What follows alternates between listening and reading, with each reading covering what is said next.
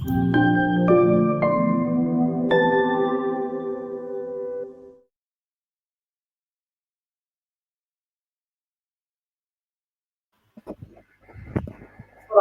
आप सबका एक मरतबा फिर अल-मौरिद इंस्टीट्यूट कनाडा के चैनल पर यूट्यूब चैनल पर खुशामदीद।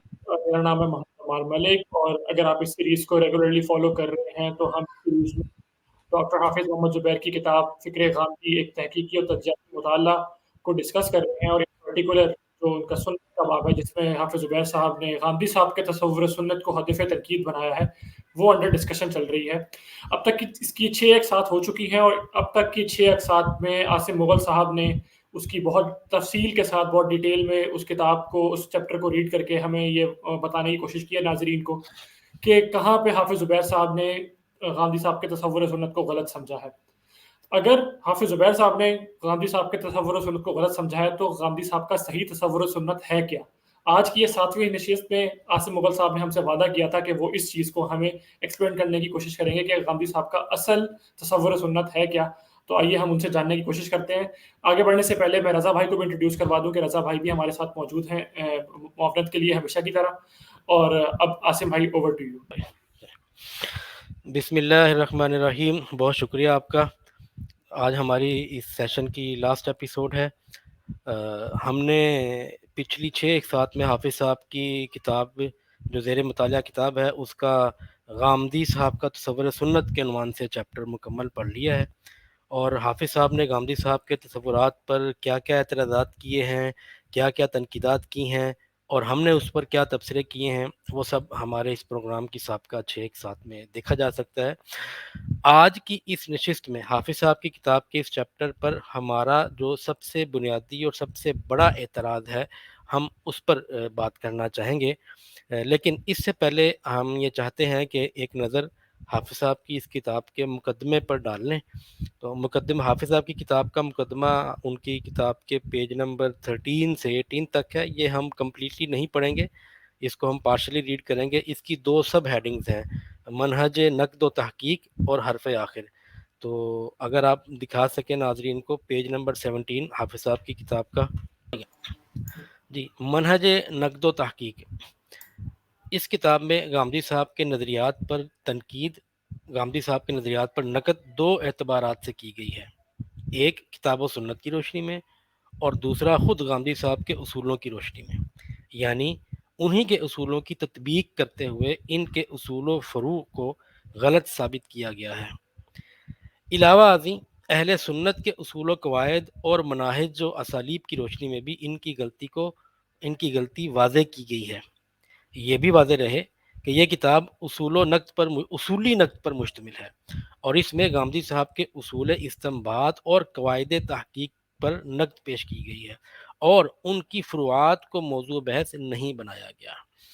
आसान अल्फाज में ये किताब ग़ामदी साहब और अहले सुन्नत के उसूल इस्तिंबात और कवायद तहक़ीक़ यानी उसूल फ़िक़्ह और उसूल हदीस के एक तकाबली मुतालिया पर मुश्तमिल है। हवालाजात बुनियादी मसादर से पेश किए गए हैं। अगर कहीं बुनियादी मसदर से कोई बात नहीं मिली तो सानवी मसादर की तरफ खाल खाल रुजू किया गया है। हवालाजात नकल करने में PhD लेवल पर सोशल साइंसिस में तहकीकी मेयार की इत्तबा की मुमकिन हद तक कोशिश की गई है। हवाला के लिए कुरान अकेडमी, मजलिस तहकीक इस्लामी और अल मकतबत शामिला की लाइब्रेरी की कुतब से इस्तेफादा किया गया है। मतबू किताब दस्तियाब ना होने की सूरत में अल मकतबा शामिला की बरकी किताब से इस्तेफादा करते हुए अल मकतबा शामिला ही को बतौर तबा दर्ज कर दिया गया है। उसलूब तनकीद को मुमकिन हद तक नरम बनाने की कोशिश की गई है और ज़ात को मौजूद बहस बनाने की बजाय अफकार और नज़रियात को हदफ तनकीद बनाया गया है। लेकिन इसके बावजूद इंसान कमज़ोर है। राकम ने इस किताब का दूसरा नाम अल फुरक़ान बैन अल बुरहान वल मीज़ान तजवीज़ किया है, जैसा कि ग़ामदी साहब ने अपनी तनकीदात के मजमूआ का नाम बुरहान रखा है। ग़ामदी साहब के अफकार के तजज़िये के लिए इनकी कुतुब मीज़ान और बुरहान के दिसंबर 2009 के आखिरी एडिशन को बुनियाद बनाया गया है। अगरचा कहीं कहीं ضرورت کے تحت یا تکابری مطالعہ کے لیے میدان کے سابقہ ایڈیشن 2002 کا بھی حوالہ پیش کیا گیا ہے۔ حرف آخر، یہ کتاب ان مضامین پر مشتمل ہے جو کہ ماہنامہ الشریعہ میں شائع ہوئے۔ بعد میں تنظیم اسلامی کے سالانہ اجتماع 2006 کے موقع پر انہی مضامین کو یکجا کر کے کچھ اضافوں اور تبدیلیوں کے ساتھ ایک کتاب کی شکل دے کر شائع کر دیا گیا۔ یہ اس کتاب کا پہلا پمفلٹ ایڈیشن تھا، جس کو ایک طرف تو علمی و فکری حلقوں میں کافی پذیرائی ملی، جبکہ دوسری طرف عوام الناس کی طرف سے اسے آسان فہم بنانے کی خواہش کا بھی اظہار کیا گیا۔ لہذا جس حد تک ممکن ہو سکتا تھا میں نے اپنی طرف سے اس کتاب کو آسان سے آسان تر بنانے کی کوشش کی، اور اس کتاب کا دوسرا ایڈیشن شائع ہوا۔ چونکہ یہ کتاب چند اصولی فکری ابحاث پر مشتمل ہے، اس لیے ممکن ہے کہ شاید عام قارئین اس سے ایک حد تک ہی استفادہ کر سکیں۔ کچھ ہی عرصے بعد کچھ مزید اضافوں اور تبدیلیوں کے ساتھ اس کتاب کا تیسرا نظر ثانی ایڈیشن شائع کیا گیا۔ اب اس کتاب کا چوتھا ایڈیشن شائع کیا جا رہا ہے۔ چونکہ پہلے ایڈیشن کو باقاعدہ ایڈیشن شمار نہیں کیا گیا ہے، لہذا اس ایڈیشن کو باقاعدہ طور تیسرے ایڈیشن کا نام دیا گیا ہے۔ اس دوران غامدی صاحب سے براہ راست 3-4 نشستیں بھی ہوئیں، جن میں ان کے فکر کو مزید گہرائی میں سمجھنے کا موقع ملا۔ اس ایڈیشن میں کافی اضافے اور تہذیب و تنقیح بھی کی گئی ہے۔ امید ہے کہ قارئین اور اہل علم اس کتاب کے مضامین، اسلوب تنقید اور اصلاح و تنقیح وغیرہ کے حوالے سے اپنے مفید مشوروں سے نوازیں گے۔ جی دراصل یہ کتاب کا حافظ صاحب کی کتاب کا یہ حصہ ہم نے اس لیے پڑھا کہ اس میں 3 نکات ہیں جس پر میں کچھ تبصرہ کرنا چاہتا ہوں۔ ہم ویسے بھی انہی 3 نکات کو موضوع بنا کر تبصرہ کر سکتے تھے، لیکن ہم نے چونکہ یہ اصول بنایا ہے کہ ہم حافظ صاحب کی جس بات پر بھی تبصرہ کریں گے اس کو کتاب میں سے مکمل پڑھیں گے، تو یہ مکمل پڑھ دیا ہم نے۔ اس میں جو 3 نکات ہیں وہ میں آپ کے سامنے رکھنا چاہتا ہوں۔ پہلی بات جو حافظ صاحب نے اس میں بیان فرمائی ہے اور اس کے اوپر زور دیا ہے، انہوں نے کہا ہے کہ ان کی یہ تنقید اصولی تنقید ہے۔ انہوں نے غامدی صاحب کے اصولوں کو ہدف تنقید بنایا ہے اور فروعات کو بالکل بھی موضوع نہیں بنایا۔ تو میں چاہتا ہوں کہ یہ بات ہمارے اس سیشن کے آخر تک ناظرین کے ذہن میں رہے کہ حافظ صاحب اپنے مقدمے میں یہ کلیم لے کر آئے ہیں۔ دوسری بات جو انہوں نے کی ہے وہ وہی بات ہے جو وہ مختلف مجلسوں میں اور مختلف موقعوں پر اکثر کرتے رہتے ہیں، اور وہ وہی بات ہے کہ اس کتاب کے تیسرے ایڈیشن کے بعد اور چوتھے ایڈیشن سے پہلے ان کی غامدی صاحب سے کئی ملاقاتیں ہوئیں، اور ان ملاقاتوں میں وہاں پر غامدی صاحب کے شاگرد جن میں طالب محسن صاحب اور سید منظور الحسن صاحب اور دیگر بھی موجود تھے، تو ان سب کی موجودگی میں حافظ صاحب نے ان سے پوچھا کہ میں نے یہ نقد آپ کی فکر پر کی ہے، یہ کتاب لکھی ہے، تو اب آپ مجھے یہ بتائیں کہ کیا میں آپ کی فکر کو درست سمجھا ہوں؟ تو غامدی صاحب نے بعض موقعوں پر تو یہ کہا کہ نہیں، میں اس بات کو ایسے نہیں ایسے کرتا ہوں، مطلب ان کو غلطی کی نشاندہی کروائی، لیکن اکثر مواقع پر غامدی صاحب نے اس بات کی حامی بھری اور اس بات کا اقرار کیا کہ آپ میری فکر کو بالکل درست سمجھے ہیں۔ یہ دوسرا پوائنٹ تھا۔ اور تیسرا پوائنٹ جو اس مقدمے میں انہوں نے بیان کیا ہے وہ یہی کہ کتاب کے کتنے ایڈیشن شائع ہو چکے ہیں۔ جو ایڈیشن ہم اس وقت پڑھ رہے ہیں یہ چوتھا ایڈیشن ہے، اور ترتیب کے اعتبار سے چوتھا ہے، لیکن وہ اس کو تیسرا ایڈیشن کہتے ہیں۔ اس کی وجہ یہ ہے کہ جو اس کتاب کا سب سے پہلا ایڈیشن تھا اس کو وہ پمفلٹ ایڈیشن کہتے ہیں، ابھی انہوں نے یہی الفاظ اس کے لیے استعمال کیے۔ یہ ایکچولی وہی پمفلٹ ایڈیشن تھا جو پہلے حافظ صاحب اور انہی کے ایک عزیز جو اتفاق سے وہ بھی میرے دوست ہیں، انہوں نے مل کر یہ ایک وہ تنقید لکھی تھی جو ایک پمفلٹ کی صورت میں بالکل ایک مختصر سی کتابچہ سا تھا، وہ شائع کیا تھا۔ تو اس کو چونکہ یہ پہلا ایڈیشن اب شمار نہیں کرتے، تو اس کے بعد دوسرے ایڈیشن کو ایڈیشن 1 کا نام دیا گیا، اور اب جو یہ ہمارے ہاتھوں میں کتاب ہے جو ہم نے پڑھی ہے، یہ ترتیب کے اعتبار سے ویسے تو چوتھا ایڈیشن ہے، لیکن وہ آفیشلی اس کو تیسرا ایڈیشن کہتے ہیں کیونکہ پمفلٹ ایڈیشن کو انہوں نے کنسیڈر نہیں کیا۔ جی تو اگر ویسے کتاب کے ٹائٹل یعنی کہ فکر غامدی اور اس کے مقدمے کو مد نظر رکھتے ہوئے اصولاً ویسے ہونا تو یہ چاہیے تھا کہ غامدی صاحب کی فکر اور ان کے اصول و مبادیات کو بالکل اسی طرح بیان کیا جاتا جیسا کہ انہیں غامدی صاحب خود بیان کرتے ہیں، جبکہ ایسا نہیں ہے۔ ہم نے تصور سنت کے باب کی مکمل ورڈ بائی ورڈ ریڈنگ کی ہے، اور ہم نے دیکھا ہے کہ وہاں پر یہ اہتمام نہیں کیا گیا، اور ایسا نہیں ہے کہ غامدی صاحب کا اصول کہیں تو حافظ صاحب نے بالکل ٹھیک بیان کیا ہے اور کہیں ان سے غلطی ہوئی ہے، نہیں ایسا نہیں ہے، بلکہ ایسا ہے کہ کسی ایک مقام پر بھی غامدی صاحب کی بات، ان کا موقف یا ان کا اصول بالکل اسی طرح درست نہیں پیش کیا گیا جیسا کہ ایک ریسرچ اسکالر کو پیش کرنا چاہیے۔ میدان کے مختلف حصے جو ہے وہ الل ٹپ بے ترتیب ادھر ادھر سے انہوں نے پیش کیے، کوٹ تو کی ان کو میدان، ظاہر ہے ہم یہ تو دعویٰ نہیں کر سکتے کہ انہوں نے کبھی کوٹ ہی نہیں کیا، انہوں نے کئی دفعہ کئی جگہوں پر میدان کے اقتباسات کوٹ کیے ہیں، لیکن میں بحیثیت مبصر، اب میں اگر اس کو انالیسس کر رہا ہوں تو میں یہی کہوں گا کہ وہ سارا جو انہوں نے کوٹ کیا ہے وہ دراصل مس کوٹ تھا، اور اس سے ہر بار جہاں بھی انہوں نے غامدی صاحب کی کوئی اسٹیٹمنٹ کوٹ کی ہے یا اصول کوٹ کیا تو غامدی صاحب کا موقف تقریباً ہر دفعہ ڈسٹارٹ ہی ہمیں ہوتا ہوا نظر آیا ہے۔ تو جبکہ ہمارے اینڈ پہ یا غامدی صاحب یا ان کے شاگرد یا ان کی طرف سے ان کی فکر سے متاثر ہونے والے لوگ، وہ جو بھی ہیں یا ان سے اتفاق کرنے والے لوگ، وہ اکثر یہ بات بہت کہتے ہیں اور خود اس پر عمل بھی کرتے ہیں، اور یہ بات انہوں نے غامدی صاحب سے ہی سیکھی ہے کہ وہ یہ کہ ایک اچھا ناقد وہ ہوتا ہے جو اپنی تنقید سے پہلے دوسرے کا موقف اس انداز میں بیان کرے کہ اگر وہ شخص سنے اور وہ خود اس پر اعتراف کرنے پر مجبور ہو کہ اس سے بہتر تو بھئی میں خود بھی اپنا موقف بیان نہیں کر سکتا تھا، لیکن چلیں یہ تو وہ ہے نا درجہ احسان جسے ہم کہتے ہیں کہ لیول آف ایکسیلنس، یہ تو لیول آف ایکسیلنس ہے کہ آپ کسی کا موقف ایسے بیان کریں کہ وہ شخص کہے کہ بھئی اتنی اچھی پریزنٹیشن تو میں بھی نہیں دے سکتا تھا، لیکن نہیں چلے اتنا نہیں تو کم از کم اتنا تو ہو کہ جب اگلا بندہ وہ آپ کی بات سنے تو وہ یہ تو تسلیم کرے، کم از کم یہ تو کہے کہ بھئی میری بات درست بیان کی ہے، یعنی وہ آپ کی بات کو اپنے لیے کم از کم آن تو کر لیں۔ خیر اس یہ جو طرز عمل ہے اس کا اگر کوئی بہترین نمونہ ہم دیکھنا چاہیں تو وہ غامدی صاحب کے خطبات ڈیلس ہیں۔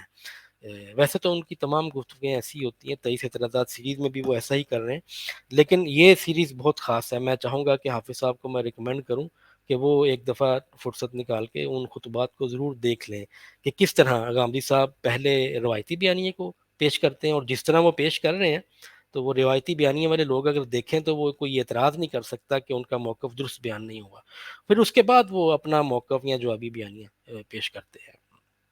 اب مسئلہ یہ ہے کہ حافظ صاحب نے چونکہ یہ اہتمام کیا نہیں، تو اب یہ اختصار کے ساتھ ہمیں یہ اہتمام کرنا پڑ رہا ہے کہ ناظرین کے سامنے یہ بھی ہو کہ حافظ صاحب جس فکر پر تنقید کر رہے ہیں، جن اصولوں پر اصولی نقد کا دعویٰ کر رہے ہیں، مقدمہ پڑھنے کا مقصد یہی تھا، اصل میں وہ فکر ہے کیا؟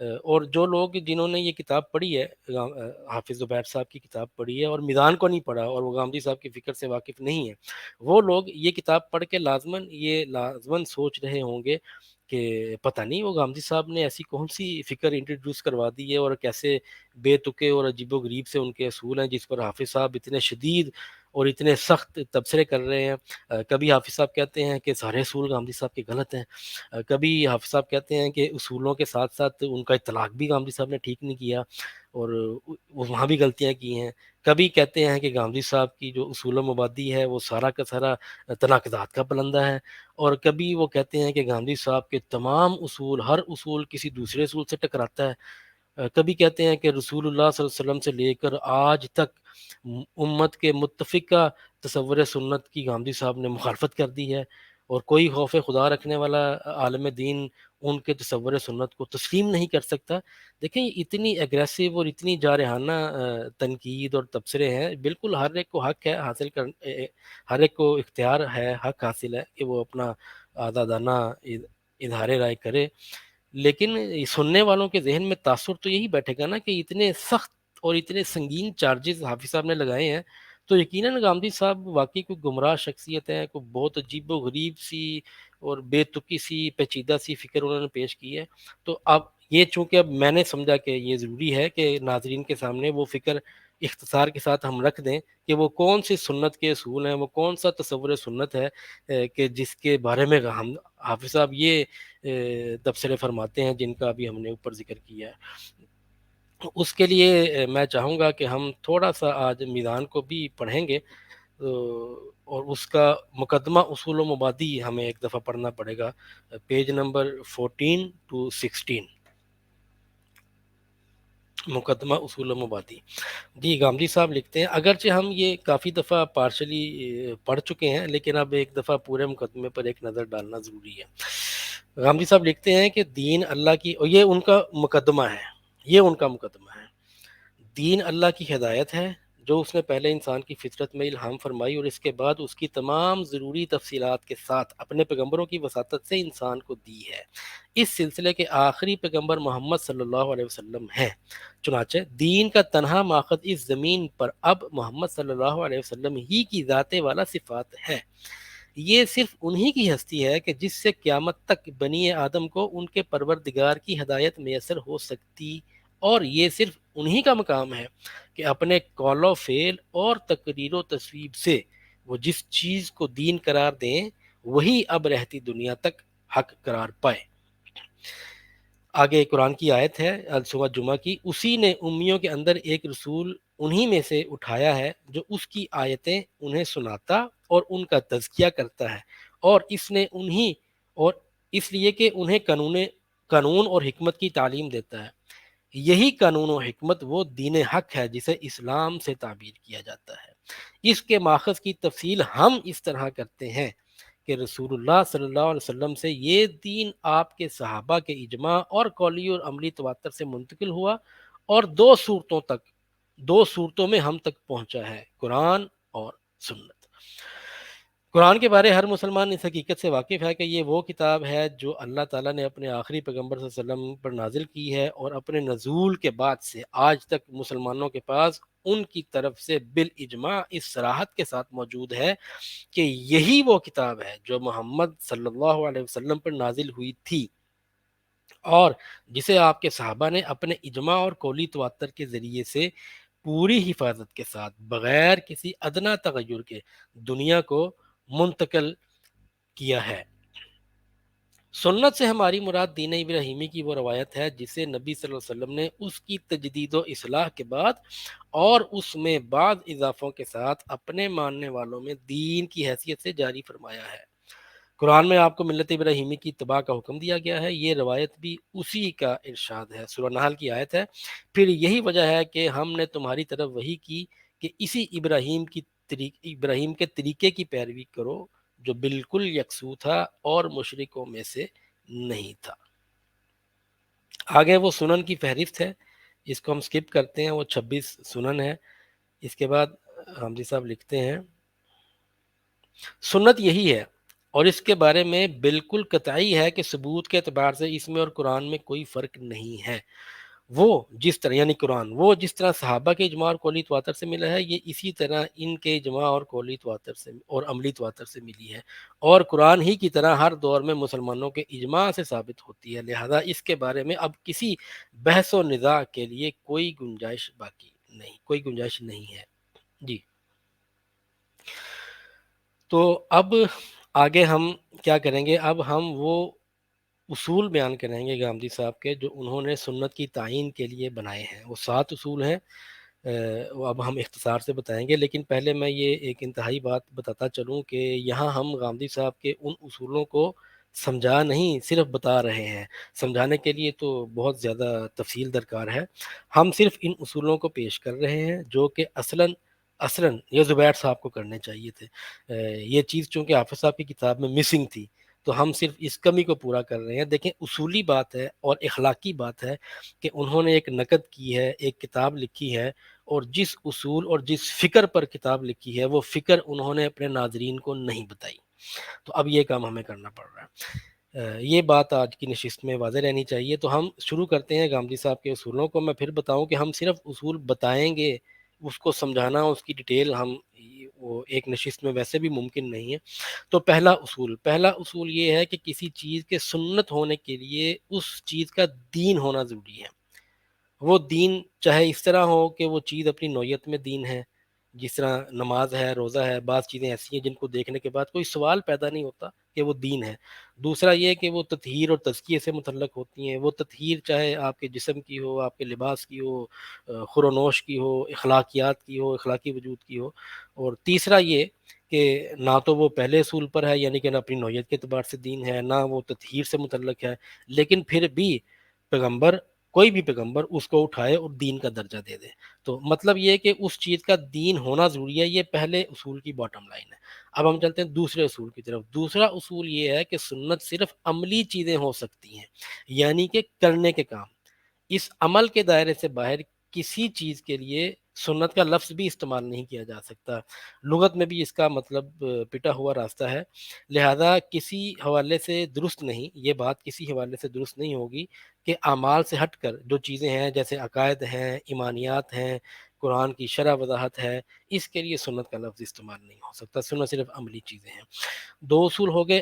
تیسرا اصول یہ ہے کہ وہ چیزیں جو قرآن میں ابتداءً آئی ہیں، یعنی کہ قرآن انہیں انیشیٹ کر رہا ہے، وہ بھی سنت کی کیٹیگری میں شامل نہیں ہے۔ یعنی کہ جو قرآن کی کیٹیگری میں ہے وہ سنت میں نہیں رکھی جا سکتی، جو چیز سنت کی کیٹیگری میں ہے اسے اٹھا کر قرآن میں نہیں رکھا جا سکتا، اگرچہ وہاں پر اس کا تذکرہ موجود ہو۔ یعنی کہ کسی چیز کے تذکرے کے ہونے سے وہ چیز اس کی نہیں بن جاتی۔ قرآن میں نماز کا حکم بھی ہے، نماز کا ذکر بھی ہے، لیکن کیٹیگوریکلی نماز جو ہے وہ سنت سے بلانگ کرتی ہے، وہ قرآن کے احکام میں سے نہیں ہے۔ تو یہ تین اصول ہو گئے۔ تیسرا اصول یہ ہے کہ وہ سنت، اس کی انیشلائزیشن قرآن سے نہیں ہونی چاہیے بلکہ اللہ کے نبی صلی اللہ علیہ وسلم سے ہونی چاہیے یا انبیاء کی روایت سے ہونی چاہیے۔ اور اگر اس چیز کو گڈ موڈ کر دیا جائے کہ کیا فرق پڑتا ہے کہ سنت سے ہو یا قرآن سے ہو، ہے تو دین نہ، نہیں، اگر اس طرح یہ گڈ موڈ کر دیا جائے چیزوں کو، تو پھر یہ کیٹیگرائزیشن نہ کی جائے، تو پھر وہ یہ جو بات ہے یہ بالکل بے معنی ہو جاتی ہے کہ دین کے دو مستقل بذات ماخذ ہیں۔ بھئی اگر دین کے دو مستقل بذات ماخذ ہیں، یعنی کہ قرآن ایک الگ چیز ہے اور سنت ایک الگ چیز ہے، تو آبویسلی جو چیز قرآن سے بلانگ کرتی ہے وہ قرآن کے احکام کی کیٹیگری میں آنی چاہیے، اور جو سنت سے بلانگ کرتی ہے وہ سنت کے کیٹیگری میں آنی چاہیے۔ اور اگر یہ خلط مبحث پیدا کرنا ہے تو پھر دو ماخذ کہنے کی ضرورت کیا ہے، پھر آپ ایک ہی ماخذ کہیں۔ تو یہ کیٹیگرائزیشن بہت ضروری ہے۔ چوتھا اصول یہ ہے کہ ایک سنت جو پہلے سے موجود ہے اس پر بطور تطوع یعنی کہ نفل کے طور پر عمل کرنے سے بھی وہ کوئی الگ سنت نہیں بن جاتی ہے۔ یعنی کہ نماز ایک مستقل بذات سنت موجود ہے، دن میں 5 دفعہ فرض ہے، اس کے علاوہ کچھ اس کی زائد نفلی نمازیں ہیں جو آپ صلی اللہ علیہ وسلم نے مختلف مواقع پر پڑھی ہیں۔ تو کسی سنت کو، یعنی کہ نماز ایک مستقل بذات سنت ہے، اس کو نفلاً اگر کسی موقع پر پڑھ لیا ہے تو وہ موقع کوئی الگ سنت نہیں پیدا کر دیتا، وہ وہی سنت ہے جس پر تطوعاً یعنی کہ بطور نفل عمل کیا گیا ہے۔ اسی طرح روزہ ہے، حج ہے، پہلی دفعہ حج آپ صلی اللہ علیہ وسلم نے 2 دفعہ کیا تو یہ نہیں کہہ سکتے کہ وہ پہلی سنت تھی اور وہ دوسری سنت تھی، وہ سنت ہے، بس ایک دفعہ فرض ہے، باقی ساری زندگی نفل ہے۔ تو یہ چیز ہے۔ اس کا ایک دوسرا پہلو بھی ہے چوتھے اصول کا۔ ایک تو یہ ہے نا پہلا پہلو کہ وہ ایک مستقل بذات سنت کو بطور تطوع عمل کرنے سے وہ نئی سنت نہیں بنتی۔ دوسرا پہلو یہ ہے کہ ایک مستقل بذات سنت کو خوبصورتی کے ساتھ اور احسن طریقے کے ساتھ، جس طرح ہم نے پہلے کہا نا کہ لیول آف ایکسیلنس، اس سے پرفارم کرنے سے بھی وہ کوئی الگ سنت نہیں بنتی۔ جیسے وہ ہے نا حدیث جبریل میں کہ پوچھا گیا کہ یہ احسان کیا ہے، تو کہا گیا کہ بھئی ان تعبد اللہ کانک تراہ فإن لم تکن تراہ فإنہ یراک، کہ اگر آپ اللہ کی عبادت ایسے کریں کہ آپ اس کو سامنے دیکھ رہے ہیں، اور اگر ایسا نہیں ہو سکتا کم از کم اتنا تو ہو کہ وہ آپ کو دیکھ رہا ہے۔ تو یہ جو لیول آف ایکسیلنس ہے کہ درجہ احسان تک کسی چیز کو پہنچانا، اس عمل کے اندر بے پناہ خوبصورتی پیدا کر دینا، یہ بھی کوئی الگ سنت نہیں بن جاتی۔ یعنی کہ نماز تو ایک سنت موجود ہے، اور اس کو اب کمال درجے کے ساتھ رات کے پچھلے پہر میں خشوع و خضوع کے ساتھ لمبے قیام، لمبے رکوع اور سجود کے ساتھ اگر پڑھا جائے، آپ صلی اللہ علیہ وسلم نے اگر پڑھا ہے، تو یہ کوئی الگ سنت نہیں ہے، وہ پہلے سے سنت موجود ہے۔ یعنی کہ اس چوتھے اصول کے دو پہلو ہو گئے۔ ایک تو یہ کہ بطور تطوع عمل کرنے سے بھی کوئی چیز الگ سے سنت نہیں بنتی، اور دوسرا یہ کہ غیر معمولی خوبصورتی پیدا کرنے سے، حسن، طوالت، خشوع و خضوع پیدا کرنے سے بھی وہ عمل جو ہے وہ کوئی الگ سے سنت نہیں بنتا۔ اب آتے ہیں پانچویں اصول کی طرف۔ پانچواں اصول یہ ہے کہ بیان فطرت کی چیزیں بھی تب تک سنت نہیں کہلا سکتی جب تک وہ صرف بیان ہے، یعنی انسانی فطرت کا بیان۔ انسان چونکہ عقلی وجود بھی ہے، شعوری وجود ہے، اخلاقی وجود بھی ہے، لہذا وہ صحیح غلط، اچھائی برائی، پاکیزگی، غلاظت، طہارت، صحیح غلط، اچھا برے کی تمیز خود کر سکتا ہے، اور یہ جو صلاحیت اس کے اندر موجود ہے یہ فطرتاً موجود ہے اس کے اندر، اور اسی صلاحیت کے تحت وہ بہت سے فیصلے خود ہی کر لیتا ہے، اور اپنے تئیں یہ فیصلے کرنے کی صلاحیت اس کی فطرت میں موجود ہے، نہ کہ وہ یہ سارے فیصلے کسی خارجی قانون یا ہدایات کی روشنی میں کرتا ہے، یہ اس کی فطرت ہے۔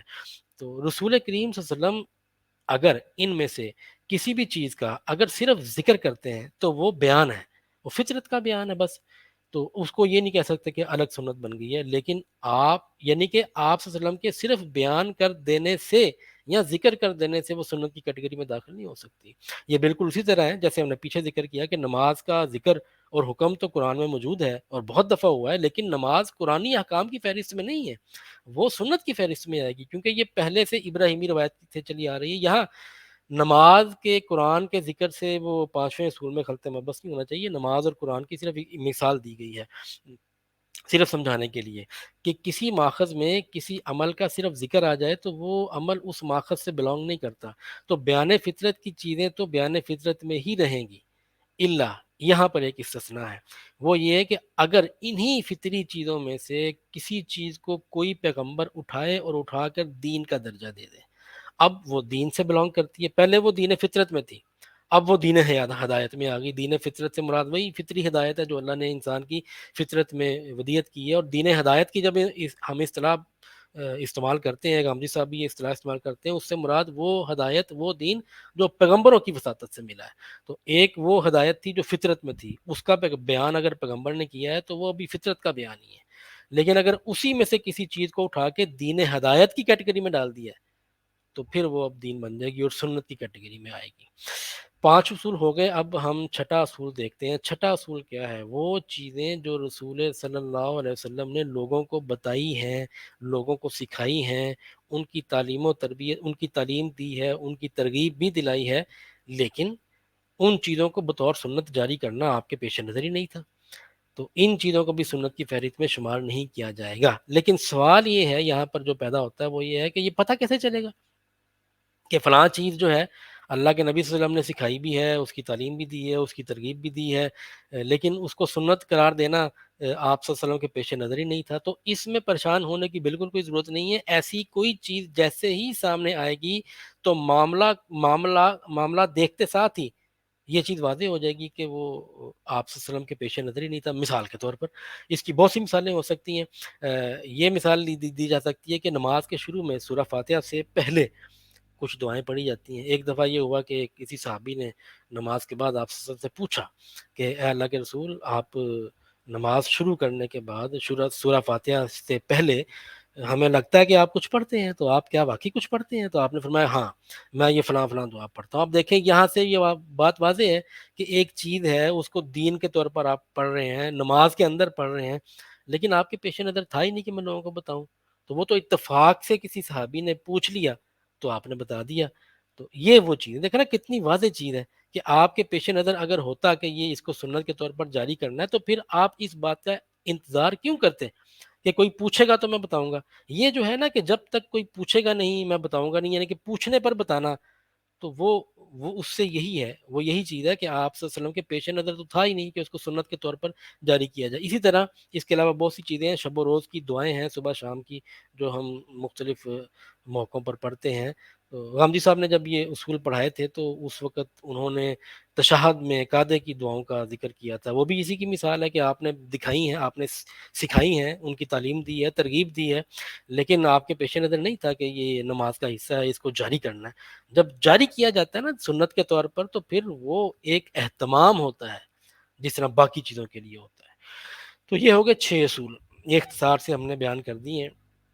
اب 7ویں اصول کی طرف آتے ہیں، اس پہ ہم تھوڑا ٹائم لگائیں گے، اور یہ 7واں اصول ہم یہ باقی کے 6 اصول تو ہم نے اپنے الفاظ میں کوشش کی ہے کہ ان کو پریزنٹ کریں۔ 7واں اصول ہم اسے میدان سے مکمل پڑھیں گے اور پھر اس کی وضاحت میں تھوڑی سی ہم گفتگو بھی کریں گے۔ تو میدان کا پیج نمبر 63 ہے جس پر ہم یہ 7واں اصول پڑھیں گے، چھوٹا سا ایک پیراگراف ہے، اس کو ہم پڑھتے ہیں۔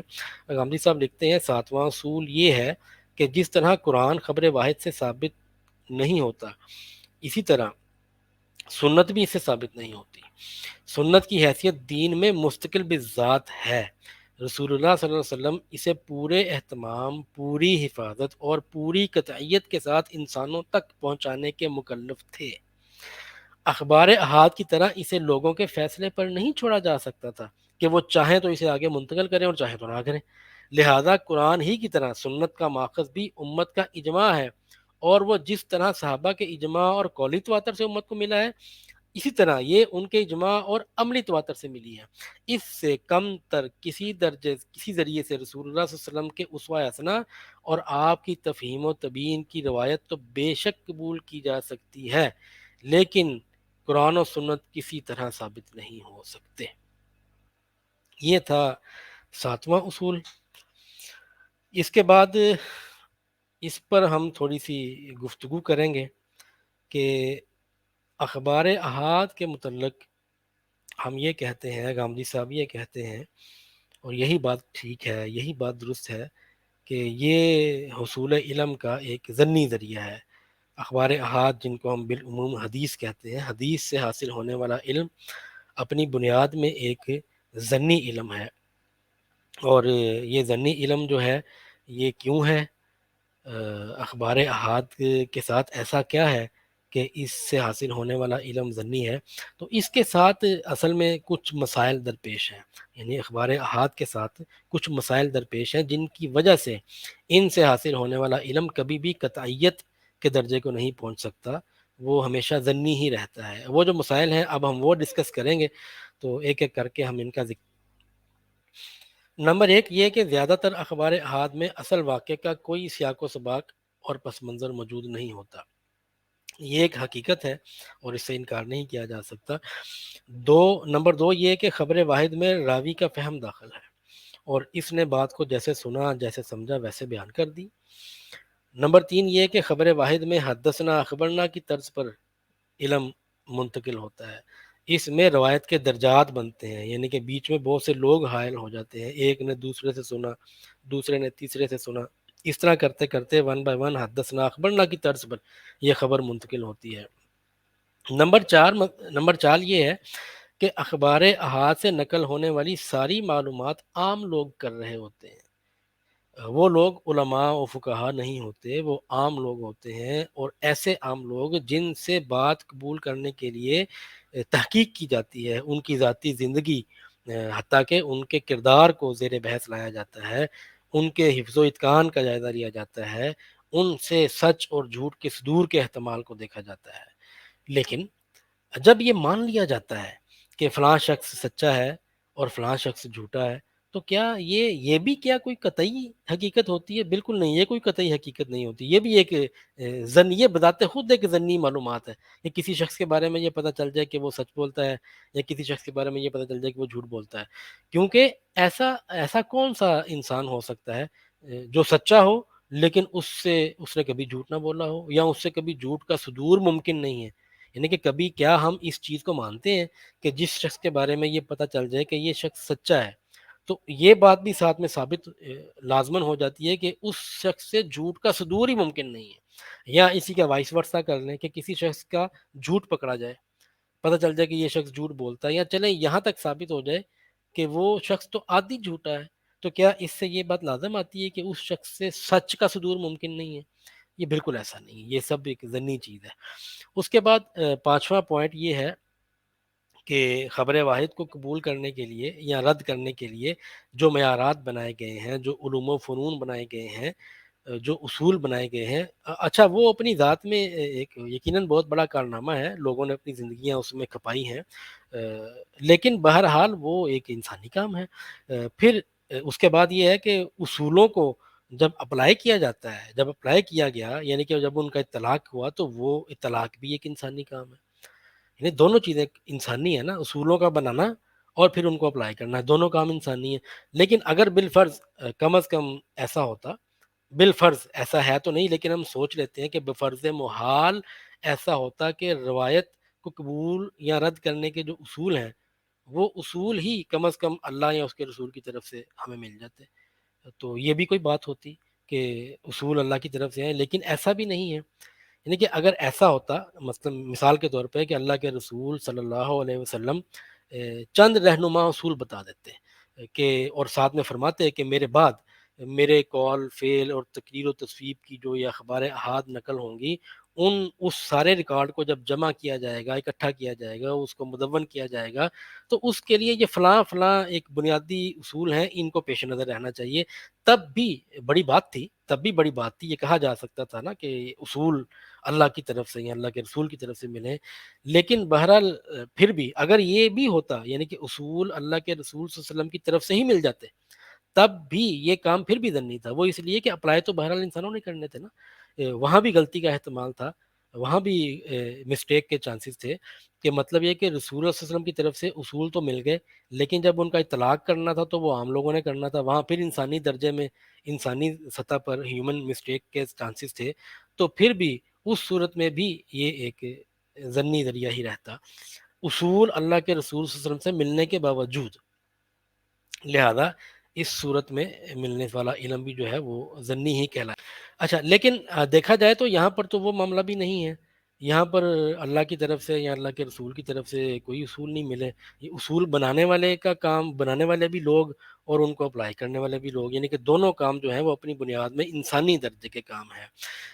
یہاں پر ہم یہ کام کرتے ہیں کہ ہم ایک الاؤنس دیتے ہوئے کچھ ازیوم کرتے ہیں، ہم یہ ازیوم کرتے ہیں کہ وہ جتنے بھی اصول ہیں، جتنے بھی قوانین ہیں، جتنے بھی علوم و فنون ہیں، وہ تمام کے تمام متفق علیہ ہیں، یعنی کہ اصولوں میں اہل اصول کے ہاں آپس میں کوئی اختلاف نہیں تھا، اور نہ صرف اصولوں میں اختلاف تھا بلکہ اطلاقات میں بھی کوئی اختلاف نہیں تھا، یعنی کوئی اصولی یا اطلاقی اختلاف نہیں پایا جاتا تھا۔ ہم یہ ازیوم کر لیتے ہیں، لیکن اتنی بڑی چیز کو ازیوم کرنے کے باوجود یہ نہیں کہا جا سکتا کہ اس سے حاصل ہونے والا علم قطعی ہے، کیونکہ یہ انسانی درجے کا کام ہے، اور انسانی کاوش کو دین کا ماخذ کیسے بنایا جا سکتا ہے؟ اگر تو کوئی مسلمان یہ سمجھ سکتا ہے، یہ سوچ سکتا ہے، اس پر یقین کر سکتا ہے کہ ایک کام جو اپنی بنیاد میں انسانی ہے، اس کو زیادہ سے زیادہ جو کہا جا سکتا ہے وہ انسانی کاوش کہا جا سکتا ہے۔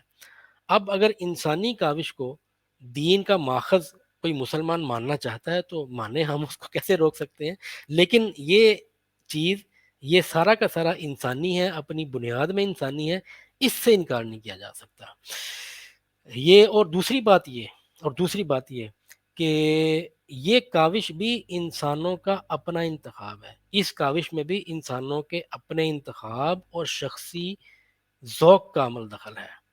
نہیں دیکھیں، پھر ہم ایک چیز ازیوم کرتے ہیں کہ کم از کم ایسا ہوتا، یعنی کہ ایسا بھی نہیں ہے کہ کم از کم اللہ یا اللہ کے رسول کی طرف سے ایک عمومی ہدایت مل جاتی، وہ یہ کہ سارے ریکارڈ کو چند لوگ، یعنی کہ آپ صلی اللہ علیہ وسلم، ہم دیکھیں کیسے کیسے ازیوم کر رہے ہیں، ہم ازیوم کرتے چلے جا رہے ہیں کہ کسی طریقے سے یہ چیز اکوموڈیٹ ہو جائے کہ اخبار احاد سے قطعی علم بھی مل سکتا ہے۔ ہم ایک اور ازمپشن کر لیتے ہیں، وہ یہ ہے کہ اللہ کے نبی صلی اللہ علیہ وسلم یا اللہ تعالیٰ یہ فرماتے کہ بھائی یہ جو اخبار احاد بعد میں اللہ کے نبی صلی اللہ علیہ وسلم کے قول فعل اور تقریر و تصویب کا جو ڈیٹا ہے، جب یہ کمپائل کیا جائے گا تو پھر یہ ہے کہ کچھ لوگ لازماً اس کا اہتمام کریں۔ چلیں، کوئی اصول نہ بتایا جاتا، اللہ تعالیٰ یا اللہ کے پیغمبر صلی اللہ علیہ وسلم کوئی اصول نہ بتاتے، کوئی ہدایت نہ فرماتے، لیکن کم از کم اتنا ہی بتاتے کہ یہ جو میری نسبت سے لوگ خبریں بیان کریں گے بعد والے دور میں، ان خبروں کو اکٹھا کرنے کے لیے کوئی خصوصی اہتمام چند ذمہ دار لوگوں کو لازماً کرنا چاہیے، لیکن یہ بھی نہیں ہے۔ دیکھیں نا، جس طرح وہ سورہ توبہ میں اللہ تعالیٰ فرماتے ہیں نا کہ فلولا نفر من کل فرقۃ منہم طائفۃ لیتفقہوا فی الدین۔ دیکھیں کتنی اصولی بات، ایک اصولی سینشن اللہ تعالیٰ کی طرف سے ہے کہ بھائی آپ میں پوری کوئی چند لوگ ایسے لازمی ہونے چاہیے جو دین کے اندر تفکر، تدبر، غور و فکر کرنے کی صلاحیت رکھیں اور اس کے اندر یہ کام کریں تاکہ پھر وہ دین کی تعلیم دیں لوگوں کو۔ یہ ایک اصولی سینشن دی نا اللہ تعالیٰ نے، تو اسی طرح کی کوئی ایک اصولی سینشن بھی ہوتی تو بھی ہم کوئی نہ کوئی بینیفٹ، کوئی نہ کوئی الاؤنس دے سکتے تھے کہ یار چلو کسی نہ کسی حد تک تو اللہ اور اس کے رسول تک یہ بات پہنچتی ہے، لیکن یہ اہتمام بھی نہیں ہے، ایسا بھی کچھ نہیں ہے۔ اس میں کیا ہوتا ہے اگلا مسئلہ اس کا، یعنی کہ دیکھ لیں کہ کسی طریقے سے کسی ذریعے سے کھینچ تان کر ہم اپنے آپ سے خود سے تردد کر کے الاؤنسز دے کے کچھ چیزیں ایزیوم کر کے دیکھ رہے ہیں، تب بھی یہ چیز اللہ کے نبی یا اللہ تعالیٰ کے ہاں سے اصولی طور پر ویریفائی نہیں ہو رہی کہ یہ جو جتنا بھی ریکارڈ مرتب کیا جائے گا یہ کسی نہ کسی حد تک دین کا ماخذ بن سکتا ہے۔ اچھا، اگلا اعتراض جو ان کے ساتھ مسئلے ہیں وہ ہم گنوا رہے ہیں۔ جو اگلا مسئلہ یہ بہت بڑا مسئلہ ہے، بلکہ اگر میں اپنی ذاتی حد تک میں یہ کہوں کہ یہی اصل مسئلہ ہے تو پھر بھی بات ٹھیک ہے، یعنی کہ اس ایک مسئلے نے وہ چیزیں پیدا کر دی ہیں کہ ہم یہ وثوق سے کہہ سکتے ہیں کہ کبھی بھی خبر واحد سے حاصل ہونے والا علم قطعی نہیں ہو سکتا۔ وہ کیا ہے؟ وہ یہ سنیے، وہ یہ ہے کہ اس میں بات سننے والے کی ثوابدید پر منحصر ہے کہ وہ چاہے تو اس کو آگے پہنچائے اور چاہے تو نہ پہنچائے۔ یہ جو اعتراض ہے، یہ جو مسئلہ ہے اخبار احاد کے ساتھ، یہی سب سے بڑا مسئلہ ہے، اور یہی میرے نزدیک یہ میری ذاتی بات ہے، اس سے کوئی اختلاف کر سکتا ہے، میرے نزدیک یہ سب سے بنیادی مسئلہ ہے کہ اس میں جتنے لوگ بھی خبریں منتقل کر رہے ہوتے ہیں، جن کو ہم کہتے ہیں راوی ہیں، روات عربی میں کہتے ہیں، یہ سب کے سب اپنی ثوابدید، اپنے شوق، اپنے ذوق اور اپنی مرضی سے کر رہے ہوتے ہیں۔ ان کے اوپر کوئی ذمہ داری نہیں ہے اللہ کی طرف سے، اللہ کے رسول کی طرف سے، نہ ہی ان کا ایٹیچیوڈ، نہ ہی ان کا طرز عمل یہ بتاتا ہے کہ ان کو کسی ادنا سے ادنا درجے میں کوئی فکر لاحق ہے۔ ادنا سے ادنا درجے میں ان کو فکر لاحق نہیں ہے۔ ان کو مثال دینے کی بجائے یا کچھ ایزیوم کرنے کی بجائے آپ اندازہ کریں کہ جتنے بھی راوی ہیں یہ کیا کرتے ہیں۔ دیکھتے ہیں نا، ایک حدیث ہے وہ اللہ کے نبی صلی اللہ علیہ وسلم کی نسبت سے بیان کی جا رہی ہے، ایک محدث نے اس کو اپنی کتاب میں، یعنی کہ امام بخاری نے اپنی کتاب میں نقل کی ہے۔ اب امام صاحب کے اور صحابی کے درمیان میں 3 4 5 لوگ ہیں، 3 لوگ ہیں چلیں۔ اب وہ جو 3 لوگ ہیں وہ کیا کر رہے ہیں؟ اصولاً ہونا تو یہ چاہیے تھا، اگر حدیث دین کا ماخذ ہے اور وہ جو اخبار احاد ہیں وہ مستقل بذات دین کا ذریعہ ہے یا سنت کا ماخذ ہے، تو ہونا یہ چاہیے تھا کہ یہ لوگ جن کے پاس یہ خبریں ہیں، جن کے پاس یہ نالج ہے، یہ اس کو شائع و ضائع کرنے کا اہتمام کرتے ہیں، یہ اس کو شب و روز لوگوں تک پہنچانے کا اہتمام کرتے ہیں، یہ اپنے اہل و عیال میں، اپنے دوستوں میں، اپنے گھر میں، بیوی بچوں میں، اپنے جاننے ماننے والوں میں، بلکہ انجان لوگوں میں، گلی میں، راستے میں چلتے ہوئے لوگوں کو پکڑ پکڑ کر کہتے کہ بھائی میرے پاس اللہ کے نبی صلی اللہ علیہ وسلم کا ایک فرمان ہے، میرے پاس ایک خبر ہے اللہ کے نبی کے قول کی، فعل کی یا تقریر و تصویب کی، وہ تم مجھ سے لے لو، جا کے لوگوں کو بتاؤ، کہیں ایسا نہ ہو کہ یہ خبر میرے سینے میں دفن ہو جائے اور مجھے موت آ جائے۔ ہونا تو یہی چاہیے تھا نا کہ اہتمام کرتا وہ۔ اچھا، وہ جو لوگ تھے جو یہ خبریں ساری ٹرانسفر کر رہے تھے، وہ مسلمان ہی تھے نا، انہوں نے کبھی زندگی میں نماز نہیں پڑھی، انہوں نے کبھی زندگی میں جمعہ نہیں پڑھا، وہ کبھی زندگی میں مسجد میں نہیں گئے۔ یعنی آپ اندازہ کریں، تصور کریں کہ ایک مسلمان ہے، اس کے پاس اللہ کے نبی صلی اللہ علیہ وسلم کی ایک خبر ہے جس میں اللہ کے نبی صلی اللہ علیہ وسلم کا کوئی قول ہے، کوئی فعل ہے، کوئی تقریر و تصویب ہے، یہ اس شخص کے پاس ہے، اور یہ دین کا ایک رکن ہے، اس میں دین بیان ہوا ہے اور مستقل بذات بیان ہوا ہے، تو وہ شخص کتنا غیر ذمہ دار ہے۔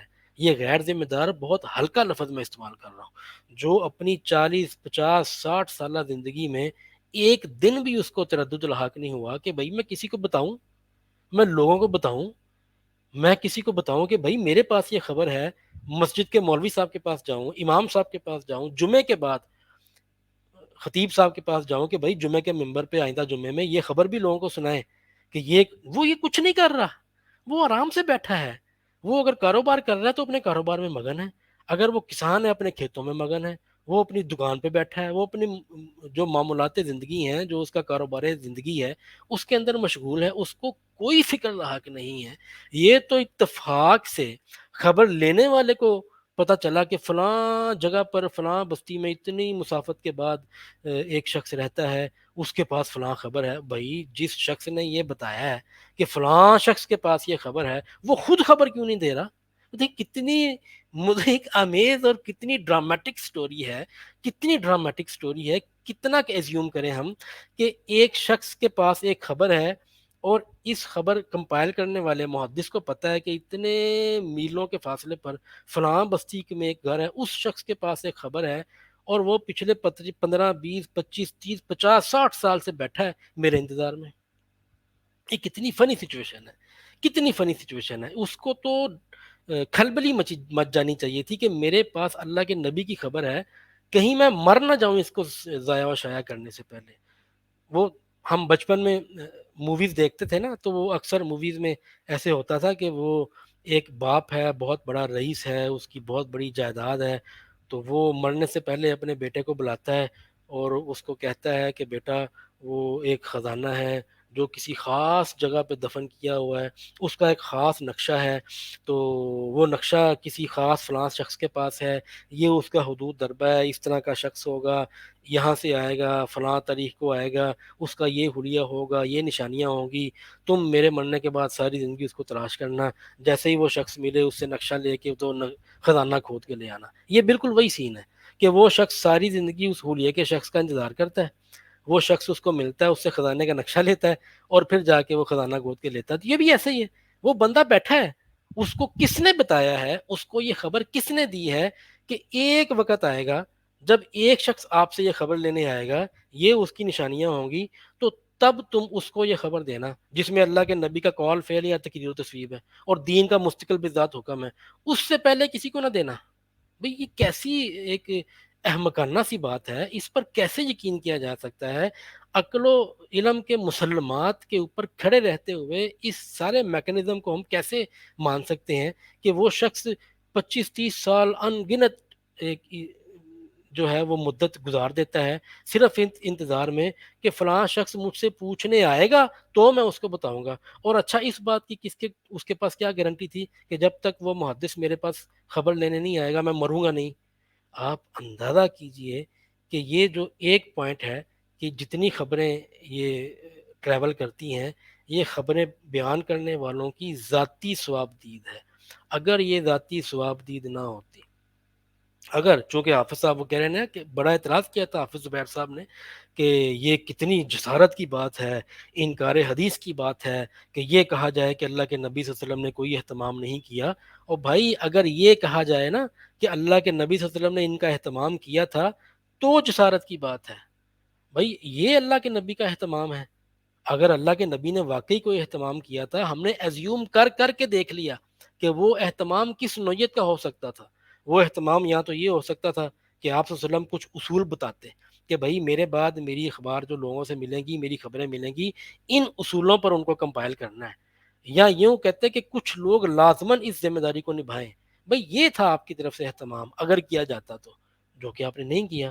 اور اگر آپ نے اہتمام کروایا تھا، آپ نے تاکید کی تھی، تو پھر یہ راوی جتنے تھے ان کو ہمیں ماننا پڑے گا کہ یہ خائن تھے، انہوں نے خیانت کی، یہ لاپرواہی برتی انہوں نے. ان کو چاہیے تھا کہ جیسے ہی ان کو خبر ملی ہے یہ پورے شہر میں ڈنڈورا پیٹ دیں، یہ گلیوں بازاروں میں ڈنڈورا پیٹ دیں. ان کو پتا تھا کہ اتنے سالوں بعد ایک محدث یا ایک راوی مجھ سے خبر لینے آئے گا، تب تک مجھے یقین ہے میں مروں گا نہیں اور میں اس کو پہنچاؤں گا. یہ وہ اصل بات ہے کہ اس میکنزم سے حاصل ہونے والے علم کو ہم ظنی کہتے ہیں. اچھا یہ ظنی ہے نا، اس میں بھی سنیے کہ ظنی کسے کہتے ہیں. یہ قطعیت کے مقابلے کی کوئی چیز نہیں ہے، یہ بلیک کے مقابلے میں وائٹ نہیں ہے. ایسا نہیں ہے کہ ایک چیز قطعی ہے تو ایک چیز دوسری ایکسٹریم پہ ظنی ہے، نہیں. قطعیت کا مطلب یہ ہے کہ جب ہم یہ کہتے ہیں نا کہ فلاں علم قطعی ہے، اس کا مطلب ہے کہ اس میں کوئی چانسز نہیں ہے اس کے غلط ہونے میں، وہ بالکل ایز اٹ از ثابت شدہ ہے. مثال کے طور پر میں آپ کے سامنے مثال پیش کرتا ہوں.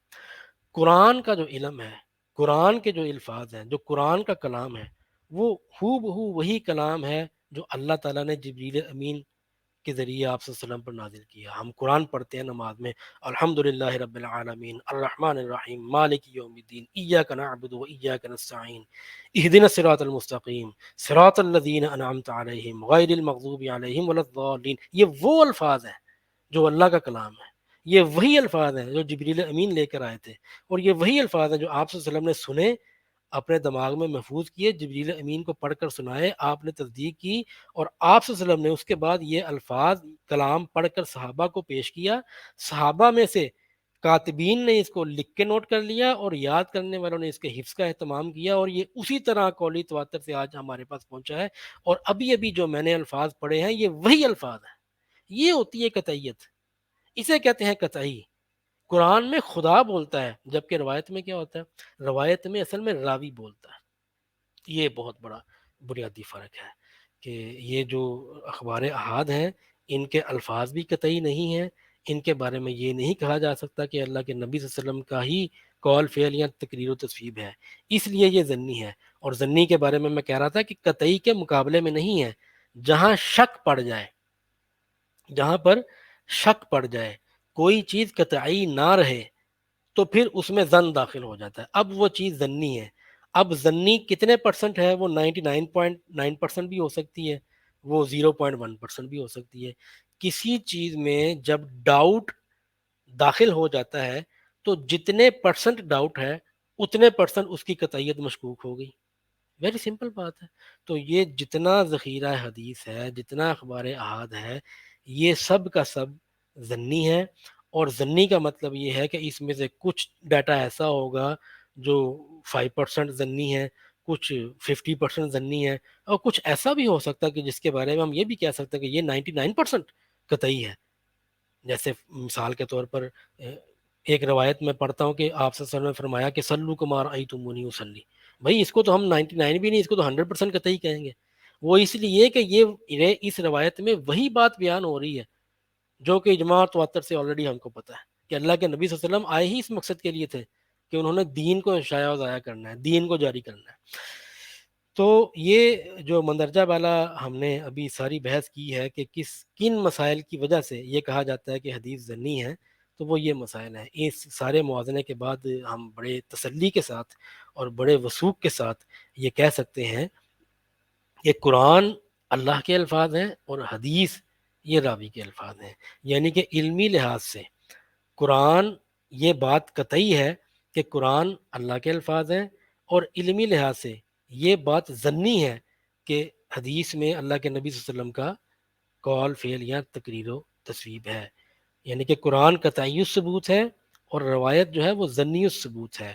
مطلب یہ ہے کہ اپنے ثبوت کے اعتبار سے قرآن قطعی ہے اور اپنے ثبوت کے اعتبار سے حدیث ضنی ہے۔ یہی وجہ ہے، اور بالکل یہی وجہ ہے کہ جتنے بھی اہل علم ہیں وہ اکثر جب کسی حدیث کا، کسی روایت کا متن پڑھتے ہیں تو اس کے بعد او کما قال بھی لازمی کہتے ہیں۔ کیا کوئی مسلمان قرآن کے بعد او کما قال کی جسارت کر سکتا ہے؟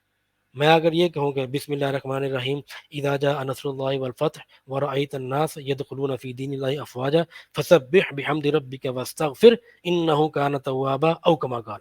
کتنی بڑی جسارت ہے یہ! کوئی سوچ سکتا ہے مسلمان؟ بھائی نہیں، یہ وہی الفاظ ہیں جو آسمان سے نازل ہوئے تھے۔ یہ بات ہے، ضنی اور قطعی میں یہ فرق ہے۔ اس میں کسی قسم کی وہ تعصب نہیں ہے۔ اس کو اگر اکیڈیمک اپروچ سے دیکھیں تو یہ صرف ایسی چیزیں بالکل کرسٹل کلیئر ہیں۔ یہ جتنے اعتراضات میں نے آپ کے سامنے پیش کیے ہیں، ان مسائل کے ہوتے ہوئے یہ بات نہ ماننے کی کوئی وجہ باقی نہیں رہ جاتی کہ یہ جو ہے یہ ضنی ذریعہ ہے حصول علم کا۔ ایک آخری بات خبر واحد کے میکنزم کے متعلق، وہ یہ کہ سنت کے بارے ہم پہلے یہ بات کر چکے ہیں اور اصول بھی پڑھ چکے ہیں اور اس سے اتفاق بھی کر چکے ہیں کہ یہ ایک عملی چیز ہے۔ سنت عملی چیزوں کو کہتے ہیں، پریکٹیکلز ہیں، یہ کرنے کے کام ہیں۔ تو اخبار احاد کے ساتھ جو ایک بہت بڑا مسئلہ ایک اور بھی ہے نا، وہ یہ ہے کہ وہ ٹیکسٹ فارم کے اندر ہے، وہ تحریر میں ہے، وہ رسم الخط کے سپرد کر دی گئی ہے۔ اس میں جو خبر ہے اس میں اللہ کے نبی صلی اللہ علیہ وسلم کے قول فعل یا تقریر و تصویب کا جو علم ہے وہ ٹیکسٹ کے سپرد کر دیا گیا ہے، جبکہ نیچرلی اس بات سے اختلاف نہیں کیا جا سکتا کہ عمل کو تحریر میں ڈالنا ممکن نہیں ہے۔ عمل کو تحریر میں کیسے ڈالیں گے آپ؟ کہ دیکھیں وہ جو روایت ہے بڑی معروف کہ آپ صلی اللہ علیہ وسلم نے فرمایا کہ سلو کما رأیتمونی اصلی، اس میں بھی آپ صلی اللہ علیہ وسلم یہی بتا رہے ہیں کہ بھئی یہ عملی چیز ہے، اس کو کرنے کا طریقہ یہی ہے کہ مجھے دیکھتے جاؤ، مشاہدہ کرتے جاؤ، اور جس طرح میں کر رہا ہوں آپ اسی کو پریکٹیکلی فالو کرو۔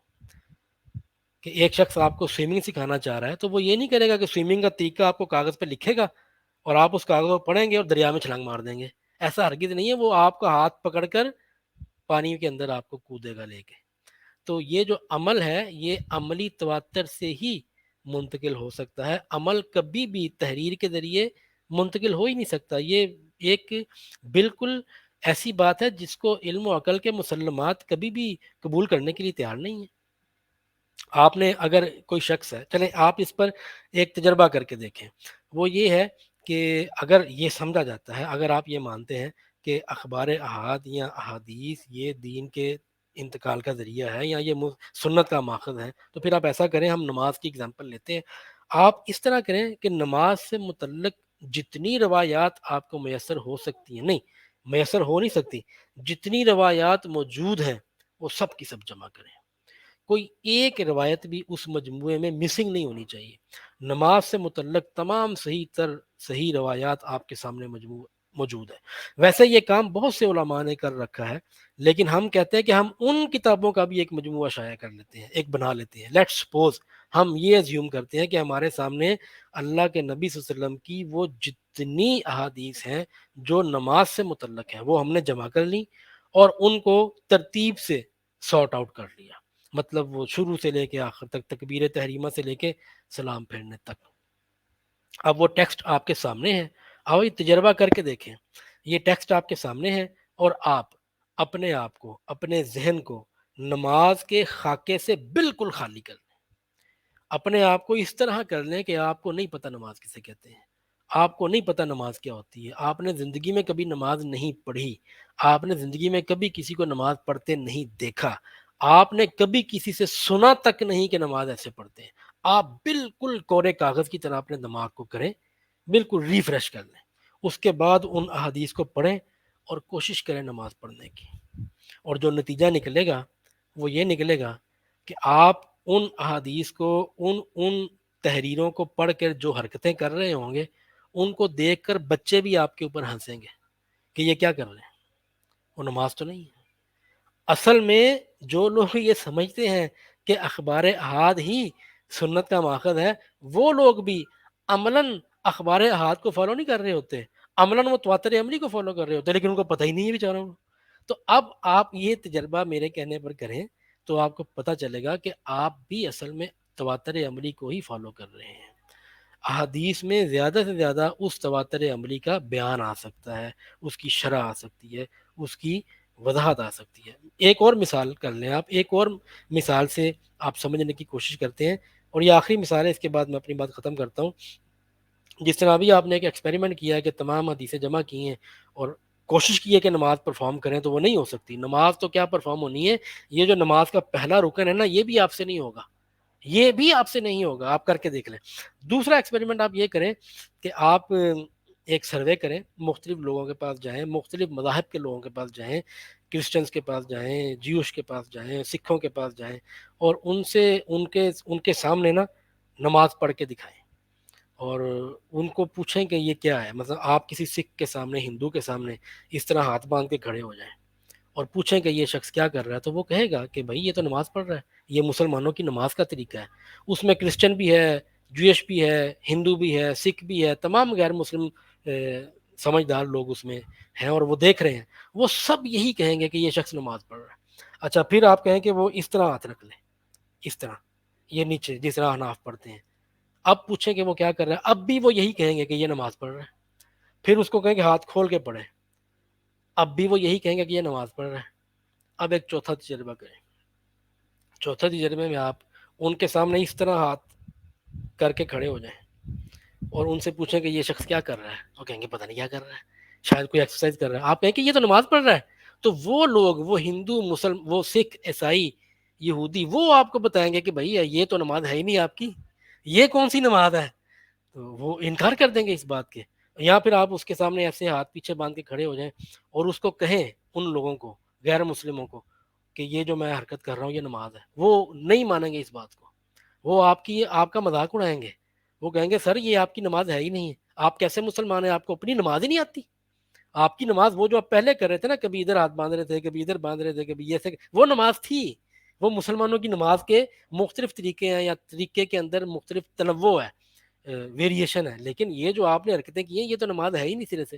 تو آپ خود سوچیں گے، ان بائزڈ ہو کر، ٹھنڈے دماغ سے، اگر آپ یہ دو سروے کر لیں اور دو ایکسپیریمنٹ کر لیں تو آپ اس نتیجے پر پہنچیں گے کہ سنت عملی چیزوں کا نام ہے، اور عمل ہمیشہ عملی تواتر سے منتقل ہوتا ہے ٹیکسٹ کے ذریعے لکھ کر کبھی بھی نہیں ہو سکتا. میں اگر آپ کے سامنے ایک خاص وضاقطہ بنا کر ایک خاص پوزیشن بنا کر بیٹھ جاؤں تو میں نے یہ اس طرح بیٹھ گیا ہوں آپ کے سامنے اور میں آپ سے کہوں کہ میری یہ کیفیت کسی دوسرے تک پہنچائیں جا کے کہ اس کو بتائیں کہ یہ عاصم صاحب کرسی پہ کیسے بیٹھے ہوئے تھے, تو لازماً آپ کو کر کے دکھانا پڑے گا نا. اس کیفیت کو آپ ٹیکسٹ میں کیسے ٹرانسفارم کریں گے؟ کبھی بھی نہیں کر سکتے, ممکن ہی نہیں ہے. یعنی کہ یہ ناممکنات میں سے ہے نا. ہاں ایک صورت ہو سکتی ہے, وہ یہ ہے کہ آپ اس کی ڈرائنگز بنائیں, ڈرائنگ کریں اور اس کے بعد اس کی لیبلنگ کریں, تب یہ پکچر سیف ہو سکتی ہے. تب پکچر کو دیکھ کے پتہ چل سکتا ہے کہ میری یہ والی پوزیشن کیا تھی, یا یہ کوئی بھی پوزیشن. لیکن عمل کو تحریر کے ساتھ منتقل کرنا یا یہ سمجھنا کہ تحریر سے ہمیں عمل مل جائے گا, یہ ایک بہت بڑی غلط فہمی ہے.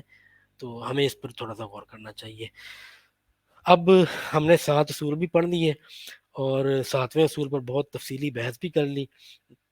تو اس کے بعد یہ جو 7 اصول ہم نے پڑھے ہیں, اگر ان کو ہم اپلائی کریں تو ان کو اپلائی کرنے سے جو فہرست بنے گی وہ فہرست لازماً وہی ہوگی جو گامدی صاحب نے سنن کی فہرست بنائی ہے, 26 سنن کی.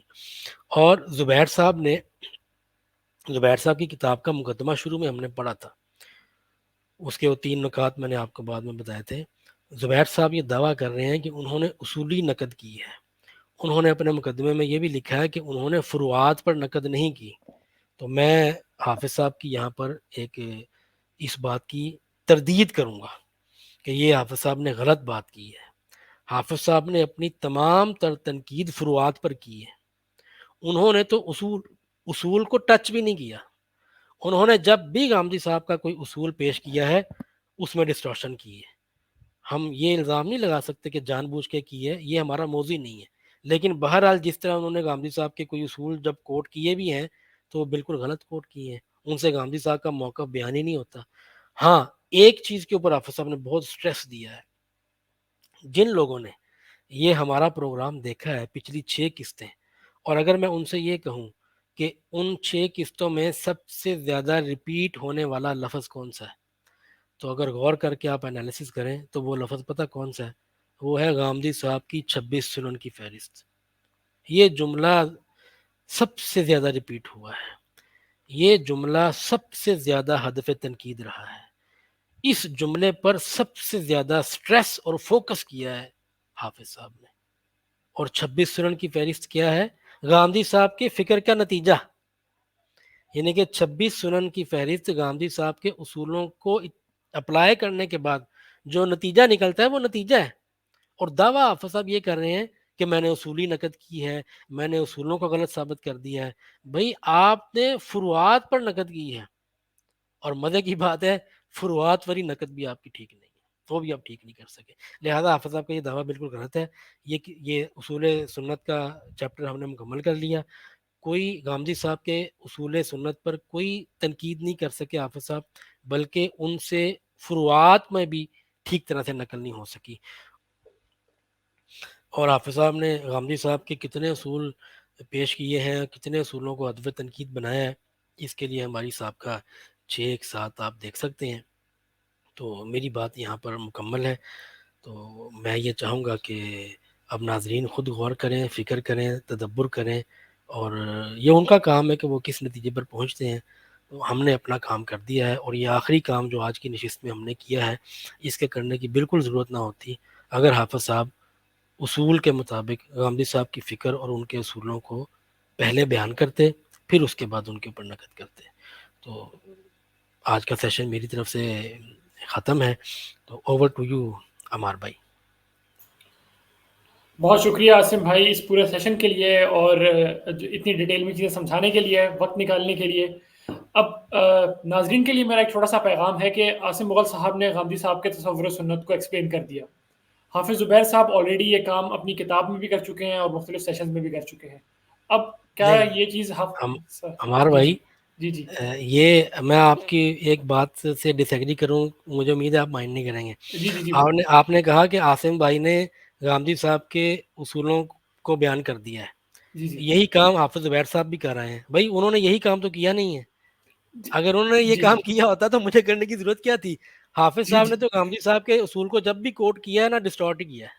تو میرا تو یہ پرزور احتجاج بھی ہے اور اعتراض بھی ہے کہ حافظ صاحب نے غامدی صاحب کی فکر کے ساتھ بہت زیادتی کی ہے. چلیں یہ فیصلہ تو ناظرین کو کرنا ہے، اور میں ہاں ناظرین کو بالکل. یہی کہنے لگا تھا کہ کیا حافظ زبیر صاحب نے غامدی صاحب کے تصور سنت کو صحیح طریقے سے پورٹری کیا ہے یا عاصم مغل صاحب نے کیا ہے، یہ فیصلہ آپ لوگوں کا ہے. جی اور یہ بالکل فیصلہ کرنا بہت مشکل نہیں ہے. آپ کے پاس حافظ زبیر صاحب کی کتاب بھی موجود ہے، عاصم مغل صاحب کے سیشنز بھی موجود ہیں، آپ کے پاس جو میزان ہے اس کی پی ڈی ایف یا پھر ہارڈ کاپی بھی موجود ہوگی. آپ اس کا بھی مطالعہ کر سکتے ہیں. اور اس سے بڑھ کر غامدی صاحب نے اپنے میزان کے جو لیکچرز ہیں وہ ریکارڈ بھی کروائے ہوئے ہیں. آپ ان کو بھی دیکھ سکتے ہیں جہاں پہ یہ تمام چیزیں ڈیٹیل میں ڈسکس ہو چکی ہیں. اور پھر آپ فیصلہ کر سکتے ہیں کہ کیا حافظ زبیر صاحب نے جو غامدی صاحب کا تصور و سنت ہے وہ ٹھیک سمجھا یا نہیں، اور کیا عاصم صاحب نے غامدی صاحب کا تصور و سنت ٹھیک سمجھا یا نہیں. تو یہ بھی اب آپ لوگ خود فیصلہ کر سکتے ہیں. تو اب آگے بڑھنے سے پہلے ایک سوال عاصم بھائی ہمارے پاس ہے، اگر آپ اجازت دیں تو آپ کو سوال. جی جی ہاں جی، تو سوال یہ ہے، آپ بار بار یہ کہتے ہیں کہ حافظ صاحب سمیت غامدی صاحب کے اکثر بلکہ تمام ناقدین ان کی فکر کو سمجھ نہیں سکے. تو پھر اس سے یہ ثابت ہوتا ہے کہ غامدی صاحب نے واقعی اتنے پیچیدہ طریقے سے اپنی فکر پیش کی ہے کہ علماء بھی اسے سمجھ نہیں سکے. یعنی یہ کیسا عجیب اتفاق ہے کہ ہر بار غامدی صاحب کے ناقدین ہی انہیں سمجھنے میں ناکام رہتے ہیں. تو اس کو آپ کیسے دیکھتے ہیں عاصم بھائی؟ جی میں تو اس کو بہت معذرت کے ساتھ جن محترم صاحب نے یہ سوال کیا ہے، یہ بالکل ایک ان اکیڈیمک اپروچ والا کوشچن ہے کہ یہ کیسا اتفاق ہے کہ ہر دفعہ ناقد ہی غلط ہوتا ہے. بھئی دیکھیں، یہ غامدی صاحب کی کتاب ہے میدان، یہ آپ کے سامنے ہے. ہم اس کا پی ڈی ایف لنک بھی اپنے اس ویڈیو کی ڈسکرپشن میں ڈال دیں گے. اور یہ حافظ صاحب کی کتاب ہے، اس کا بھی ہم پی ڈی ایف لنک اپنی ڈسکرپشن میں ڈال دیں گے. ہم نے دونوں کتابوں کا مطالعہ کیا، موازنہ کیا، کمپیریزن کیا، اور اس کے بعد اس نتیجے پر پہنچے ہیں کہ حافظ صاحب غامدی صاحب کی فکر پر درست تنقید نہیں کر پائے.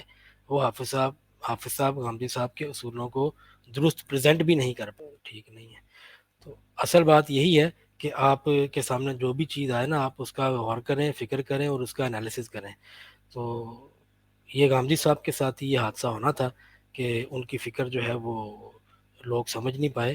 لیکن یہ جو بار بار یہ بات کہی جاتی ہے کہ سمجھ نہیں پائے، یہ انہوں نے بھی یہی اعتراض کیا ہے کہ پھر شاید وہ کوئی بہت ہی زیادہ پیچیدہ ہے، بہت ہی زیادہ نامعقول ہے.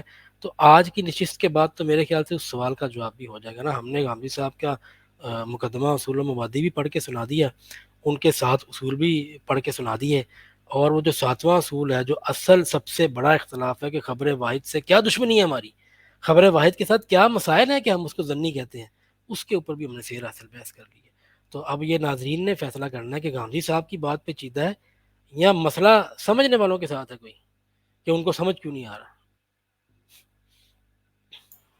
جی بہت شکریہ عاصم بھائی. تو رضا بھائی، آپ کے پاس کچھ ایڈ کرنے کے لیے، کچھ ڈسکس کرنے کے لیے اس سیشن میں ہے تو آپ ضرور.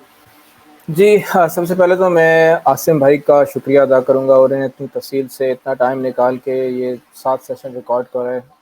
ہم نے صرف ایک ٹاپک پکڑا ان کی کتاب میں، اور اس کو ہم نے اتنا تفصیل سے ہم نے اس میں اسٹڈی کیا. اور سب سے چیز ہم نے یہ کی کہ بجائے اس کے کہ ہم نے اپنے ہی پوائنٹ نوٹ کیے ہوتے اور ہم انہیں کو جسے کہتے ہیں نا پڑھتے یا بتاتے اور اس کے اوپر پہ تنقید کر کے آگے بڑھ جاتے، ہم نے لٹرلی دونوں لوگوں کی کتابیں اٹھائیں اور اس کو پڑھ دیا لوگوں کے سامنے. تو اس سے زیادہ آپ آبویس کس چیز کو بنا ہی نہیں سکتے. مطلب کسی نے کوئی چیلنج کرنا ہے کر لیں، کیا چیلنج کرے گا؟ ہم نے تو ایک لفظ پڑھ دیا، اب رہ کیا گیا؟ بالکل صحیح، یہی بات تو بالکل. ٹھیک ہے نا. تو اب رہ کیا گیا؟ اب آپ کس چیز پہ چیلنج کریں گے؟ ہم نے ایک لفظ آپ کا سامنے پڑھ کے آپ کے رکھ دیا ہے. تو اب یہ تو نہیں کہہ سکتے کہ میری کتاب جو آپ نے پڑھی وہ میری کتاب نہیں، یہ تو نہیں کہہ سکتے نا. تو بس اب کچھ کہنے کو کچھ رہ نہیں گیا. تو میں سب سے پہلے تو یہ بات جسے کہتے ہیں نا، اس کو اپریشیٹ کرتا ہوں. یہ میتھڈالوجی بھی اس اعتبار سے اچھی تھی، اور اس سے جو میں امید کرتا ہوں کہ نتائج بھی اچھے نکلیں گے. جی انشاءاللہ بالکل. اچھا، اب دوسری بات جو ہے وہ میں یہ کہنا چاہوں گا کہ شروع میں جب عاصم بھائی ایک سیکشن پڑھ رہے تھے جس کے اندر انہوں نے یہ کہا تھا کہ پی ایچ ڈی کی میتھڈالوجی اپلائی کی گئی ہے، اور آپ کو یاد ہوگا جب ہم پہلا سیشن کر رہے تھے، پہلا سیشن، اس کے اندر بھی کچھ اس طرح کی بات آئی تھی. میں نے اس وقت بھی یہ کمنٹ کیا تھا کہ بھائی جس طرح چیزوں کو ریفر کیا گیا، جس طرح کلیمز کر دیے گئے ہیں وداؤٹ ٹیلنگ اس کہ بھائی یہ کہاں سے آ رہے ہیں، اس کا سورس کیا ہے، کیسے میں اس کو کراس چیک کروں، یہ کون سا طریقہ ہے کلیمز لکھنے کا کتاب کے اندر. تو اس وقت بھی میں نے اعتراض کیا تھا, ابھی بھی انہوں نے کہا کہ جی پی ایچ ڈی کی میں نے میتھڈولوجی اپنائی ہے, تو اب اس کو میں کیسے سمجھوں. تو مجھے بھی یہ موقع ملا ہے کہ میں نے بیرون ملک سے جو ہے نا وہ ماسٹرز کی ڈگری لی ہے. عمار بھائی کو بھی یہ موقع ملا ہے کہ انہوں نے بیرون ملک سے جو پی ایچ ڈی کی ڈگری لی ہے. آپ نے بھی ریسرچ میتھڈولوجی پڑھی ہے, میں نے بھی ریسرچ میتھڈولوجی پڑھی ہے, آپ نے بھی تھیسس لکھے ہیں, میں نے بھی تھیسس لکھے ہیں, آپ نے پیپر لکھے, میں نے پیپر لکھے. ہمیں پتہ ہے کہ جی کسی ٹاپک کو جو ہے نا پہلے ریسرچ کیسے کیا جاتا ہے, فائنڈ آؤٹ کیسے کیا جاتا ہے کہ اس کے اوپر ایگزسٹنگ اوپینین کیا ہے, ٹھیک ہے, اس کو ریفر کیسے کیا جاتا ہے, ٹھیک ہے نا, اور اس کے بعد اس پہ جب تنقید کی جاتی ہے تو پھر اس پہ تنقید کیسے کی جاتی ہے. تو یہ باقاعدہ جسے کہتے ہیں نا کہ ایک کورس کے طور پہ پڑھایا بھی جاتا ہے آپ کو, بلکہ کوئی نہ کوئی آپ کا جو بھی سپروائزر ہوگا, آپ کا ایڈوائزر ہوگا, وہ ٹریننگ ایک طرح سے دے گا, وہ آپ کو بتائے گا, پھر آپ اس کے سامنے کوئی چیز لائیں گے, اس کو چیک کرے گا, اس طریقے سے آپ کو بتایا جائے گا, سکھایا جائے گا. اب اگر حافظ صاحب یہ کہہ رہے ہیں کہ جس میں پی ایچ ڈی لیول کی ریسرچ میتھڈولوجی اپلائی کی گئی ہے, تو میں حسن ظن رکھتے ہوئے یہ اسیوم کروں گا کہ پاکستان کے اندر جو ہے وہ ریسرچ میتھڈولوجی پڑھائی نہیں جا رہی ہے. تو کسی کو پتہ ہی نہیں ہے کہ ریسرچ میتھڈولوجی ہوتی ہے اور ایکچولی یہ کام کرنا کیسے. تو اس کا نتیجہ یہ نکلا ہے کہ وہ یہ کہہ بھی رہے ہیں اور ان کی کتاب جو ہے وہ اس کو بالکل ریفلیکٹ نہیں کرے. تو رضا بھائی آگے میرا بڑھنے سے پہلے ایک چھوٹی سی بات کہنا چاہوں گا کہ آپ جو کہہ رہے ہیں یہ والی ریسرچ میتھڈولوجی والی بات, آرینی یہ ہے کہ حافظ زبیر صاحب کے چینل پہ ایک پرانی ویڈیو پتہ نہیں آپ موجود ہے یا نہیں ہے, جس میں وہ اسٹوڈنٹس کو سکھا رہے ہیں کہ کس طریقے سے ریفرنسز کیے جاتے ہیں اور کس طریقے سے ریسرچ آرٹیکل لکھا جاتا ہے, جس کو جو ہے ریسرچ مقالہ لکھا جاتا ہے. تو یہ سکھا رہے ہیں لوگوں کو. نہیں, اگر وہ سکھا رہے ہیں تو پھر تو اس کا مطلب میں یہ تو کم از کم مانوں گا نا کہ ان کو تو آتا ہی ہے. اب اگر ایک چیز میں سکھا رہا ہوں پھر میں ہی کتاب لکھوں اور میرا ہی کتاب اس کو فالو نہیں کر رہی, تو اس سے کیا مطلب ہے. یا تو میں نے کسی اپنے اسسٹنٹ کو دے دی جس کو یہ کام آتا نہیں, تو میں نے کہا ٹھیک ہے چلو تم نے لکھ کے آگے بڑھا دیا تو صحیح, کافی ہے, ٹھیک ہے نا. یا تو یہ ہوا ہوگا, جو بھی ہو مجھے تو نہیں پتا کہ کیا ہوا, لیکن بات ہے کہ ہم جو چیز سامنے لکھی ہے ہم اس کے اوپر بات کر رہے ہیں. کہ سامنے یہ لکھا ہوا ہے کہ جی پی ایچ ڈی لیول کی ریسرچ میتھڈولوجی یوز ہوئی ہے, نتیجے میں جو چیز ہمارے سامنے آئی ہے, جو پروڈکٹ ہے, وہ اس کو فالو نہیں کر رہی. وہ میٹرک لیول کی بھی نہیں ہے. بہت معذرت میں یہاں پر اس طنز کے لیے چاہوں گا, یہ طنز کرنے پر ہم حق پہ جانب ہیں. میں نہیں سمجھتا کہ یہ کوئی سخت جملہ ہے. حافظ صاحب اتنی بری طرح آپ نے ڈسٹارٹ کیا ہے غامدی صاحب کے موقف کو, تو اتنی چھوٹا سا مذاق تو ہماری طرف سے برداشت کریں گے. اچھا چلے, وہ میرے خیال میں اس چیز کو اپریشیٹ کریں گے. اچھا دوسری بات جو میں نے اس میں نوٹس کی کہ بھائی اگر جس طریقے سے ریسرچ پیپرز لکھے جاتے ہیں اس میں کسی سبجیکٹ کا یا کسی ٹاپک کا جس کے اوپر آپ ریسرچ کر رہے ہیں, جس پہ آپ نے اپنی کرٹیسزم لکھنی ہے, اس کا احاطہ کیا جاتا ہے, اس کو پراپرلی ریفر کیا جاتا ہے ٹو میک شیور کہ کوئی بھی پڑھنے والا اس کو کراس چیک کر سکے, ٹھیک ہے, اور اس کے بعد کرٹیسزم کی جاتی ہے. تو اگر وہ طریقہ فالو نہیں ہوا تو یہ اس کتاب میں کون سا طریقہ فالو ہوا؟ تو پھر مجھے خیال یہ آیا کہ اس میں وہی طریقہ فالو ہوا ہے جو کہ ہمارے انڈیا پاکستان کے جو معاشرے میں جو نا رائج ہے, جو روایتی علماء ہیں اور ان کے جو گروپس ہیں ان کے درمیان میں رائج ہے. یعنی کہ اگر میں جا کے اگر یعنی کہ بریلوی مکتبہ فکر کے لوگوں کی کوئی کتاب دیوبندیوں پہ پڑھ لوں, پھر اس کے جواب میں لکھی ان کی کتاب پڑھ لوں, تو وہ جواب میں جو کتاب آئے گی وہ فوراً یہ کہے کہ تم نے تو میرا جو ہے وہ موقف بالکل غلط ڈسٹارٹ کر کے بیان کیا, تم نے یہ چیری پک کر لیا ہے, دیکھو یہاں پر یوں لکھا ہوا, یہ تم نے پورا نہیں لکھا, ایسا نہیں ہوا, ویسا نہیں. وہ وہی باتیں کریں گے. یعنی آپ کسی بھی ویب سائٹ پہ چلے جائیں, آپ ڈھیروں پی ڈی ایفs پڑھی ہوئی ہیں, اور اس میں ایک نے دوسرے کے خلاف کتاب لکھی ہے, پھر دوسرے نے اس کا جواب دیا, پھر اس نے اس کے خلاف کتاب لکھی ہے, دوسرے نے اس کا جواب دیا. وہی سیم پوائنٹس آپ کو نظر آئیں گے کہ وہ کہیں گے کہ جی تم نے یہ ڈسٹارٹ کیا ہے, ہمارا یہ پوائنٹ آف ویو نہیں ہے, تم نے اس کو پراپرلی بیان نہیں کیا, تم نے اس کو آؤٹ آف کانٹیکسٹ لکھا ہے, وغیرہ وغیرہ وغیرہ. تو اصل میں یہ جو کتاب ہے یہ اسی ماحول کا نتیجہ ہے. اس کے اندر یہ کوئی پی ایچ ڈی لیول کی ریسرچ میتھڈولوجی بالکل اپلائی نہیں ہوئی ہے, ٹھیک ہے. یہ وہی میتھڈولوجی اپلائی ہوئی ہے جو کہ ہمارے یہاں پہ عام طور پر رائج ہے, اور جو اپنے اپنے مسالک کے لوگوں کو کوئی خاص مٹیریل دوسرے کے خلاف جب بنا کے دیا جاتا ہے, اس میں جو میتھڈولوجی اپلائی ہوتی ہے نا, فرقہ وارانہ میتھڈولوجی, وہ اس کا نتیجہ ہوتی ہے, جس کو فوراً دوسرے فرقے کا بندہ جو ہے کہتا ہے کہ تم نے مجھے بالکل ڈسٹارٹ کر کے پریزنٹ کیا, اور وہ اپنی کتاب جواب میں لکھتا ہے. تو اصل میں یہ کتاب جو ہے نا وہ اس فرقہ وارانہ میتھڈولوجی کا نتیجہ ہے, اور اس کے اندر جو اپروچ بھی اپنائی گئی وہی اپنائی گئی ہے. ورنہ یہ پہلا کام یہ کرتے کہ ایک پیراگراف میں جو نا 7 اصول لکھ دیتے، کہتے جی اصول نمبر 1 2 3 4 5 6 7، اتنی چھوٹی سی بات. اب اس کے بعد پہلے اصول کے اوپر اپنی تنقید لکھ دیتے، دوسرے پہ، تیسرے پہ، چوتھے پہ، پانچویں پہ. یہ اصل کام اس کے بعد جو ہے کنکلوڈنگ سیکشن لکھتے، اس کے اندر بتاتے کہ جمہور علماء نے جو ہے نا وہ کیا کیا باتیں کی ہیں، اس کے ریفرنسز کے ساتھ بتاتے، اسے اس میں کلیم پہ کلیم کلیم پہ کلیم اسٹیبلش کرتے چلے جاتے. آخر میں کہتے ہیں کہ دیکھیے آپ کا پورا کیس ڈسمس ہو گیا، بات ختم.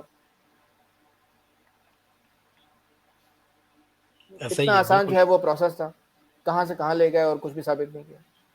اور یہ میرے لیے بہت آسان تھا کہ یہ 7 اصول جو میں نے بیان کیے ہیں، یہ میدان سے پڑھتے تو بہت آسان تھا میرے لیے. میں نے اپنے الفاظ میں کیوں پریزنٹ کیے ہیں؟ یہ بتانے کے لیے کہ میرے جیسا نالائق آدمی، یعنی کہ حافظ صاحب کے مقابلے میں تو میں ایک نالائق آدمی ہوں نا، جی تو ان کے مقابلے میں میرے جیسا ایک نااہل آدمی بھی غامدی صاحب کے پرنسپلز کو اپنے الفاظ میں بیان کرتا ہے نا، تو ٹھیک بیان کر لیتا ہے. یعنی کہ مطلب یہ کوئی راکٹ سائنس نہیں تھی حافظ صاحب کو یہ کام کرنا، اور ان کو پریسائز کرنا بھی کوئی مشکل کام نہیں تھا. دیکھیں 20-25 منٹ میں نے 7 اصول بتا دیے. غامدی صاحب کے 50 منٹ کے 8 لیکچرز ہیں اس کے اوپر، اصول و مبادی پر، تصور سنت پر. نہیں تو ابن خلم تو اصل میں ہم نے کوئی ایسا کوئی گیپ چھوڑا ہی نہیں بھائی. ہم نے حافظ صاحب کی کتابیں پڑھ دی، ہم نے غامدی صاحب کی کتاب پڑھ دی، جتنا مٹیریل ہے وہ لوگوں کے سامنے، بات ختم. اتنی سی آسان سی بات ہے. اور اب کوئی بھی جا کے کراس چیک کر لے. دونوں، میں تو کہتا ہوں جتنے لوگ ہمارے یہ ویڈیو سن رہے ہیں جا کے دونوں کتابیں پڑھ لیں، ان سب کو دونوں جسے کی کہنے تسلی ہو جائے گی. اور اس بات کی تسلی تو ہمیں ہے کہ جو اعتراض ہم حافظ صاحب پہ کر رہے ہیں، حافظ صاحب ہم پر یہ اعتراض نہیں کریں گے کہ ہم نے ان کی کتاب کے ساتھ انصاف نہیں کیا. یہ جو مقدمہ تھا نا آج جو ہم نے پڑھا ہے، صرف وہ 3 پوائنٹ میں نے ذکر کرنے تھے. میرے لیے بڑا آسان تھا اور جائز تھا کہ میں وہ 3 پوائنٹ بتاتا اور کہتا کہ یار یہ مقدمے میں جا کے دیکھ لینا. ہم نے جی اس پر بھی کمپرومائز نہیں کیا، پورا ٹیکسٹ ریڈ کیا. ٹھیک ہے. تو میں تو سمجھتا ہوں کہ مطلب اگر ہماری چھوٹی سی کیپیسٹی میں کوئی اہتمام ہو جائے تو ہو سکتا تھا، تو ہم نے کر دیا. باقی تو لوگوں کے اوپر ہے، اللہ کی وہ توفیق جو سے. سوچنا چاہیں آگے سوچ سکتے ہیں اس کے بارے میں. اصل میں مسئلہ یہ تھا، کچھ لوگ سوال بہت کرتے ہیں عجیب و غریب سے. ایک دو سوال مجھے یہ بھی آئے ہیں، بلکہ زیادہ آئے ہیں، کہ آپ کو اس سیریز کے کرنے کی ضرورت کیا تھی، تردید پر تردید. تو وہ اصل میں اس کا بڑا پس منظر ہے. اس پس منظر کی باٹم لائن میں 2 جملوں میں یہ بتاؤں گا کہ حافظ صاحب کی یہ کتاب جو ہے وہ معروف ہے اس طرح کہ یہ تو زبیر صاحب نے اتمام حجت کر دیا ہے. غامدی صاحب کی طرف سے کوئی جواب نہیں دے سکتا. غامدی صاحب تو کبھی بھی نہیں جواب دے سکتے، تو مکھو ٹھپ دیا انہوں نے. اس طرح کے الفاظ بھی سننے میں اتنی جاندار اور اتنی پائیدار تنقید حافظ صاحب نے لکھی ہے، فرض کفایہ ادا کر دیا. اور میرے ساتھ ان کے پرسنل ذاتی تعلقات بھی تھے، تو میں نے جب ان سے یہ تذکرہ چھیڑا، کیونکہ میری کنورژن اس وقت شروع ہو رہی تھی نا، میں وہ اہل حدیث پیراڈائم سے ادھر آ رہا تھا 2015 میں. تو میں نے حافظ صاحب کو کہا کہ حافظ صاحب آپ غامدی صاحب اور اس ٹاپک پہ کچھ ڈسکشن کریں. تو انہوں نے گئے اٹھا کے کتاب مجھے لا کے دے دی. یہ نسخہ وہ نسخہ جو انہوں نے مجھے بائی ہینڈ دیا ہے. ان کے گھر میں بیٹھے تھے، مغرب کی نماز پڑھی ہم نے، اور نماز کے بعد میں نے یہ موضوع چھیڑا تو اٹھ کے گئے اور انہوں نے مجھے کتاب لا کے دے دی. تو جب میں نے کتاب پڑھی ہے تو بس پھر اس کے بعد میں نے کہا حافظ صاحب آئیں بیٹھتے کہ بات کرتے ہیں.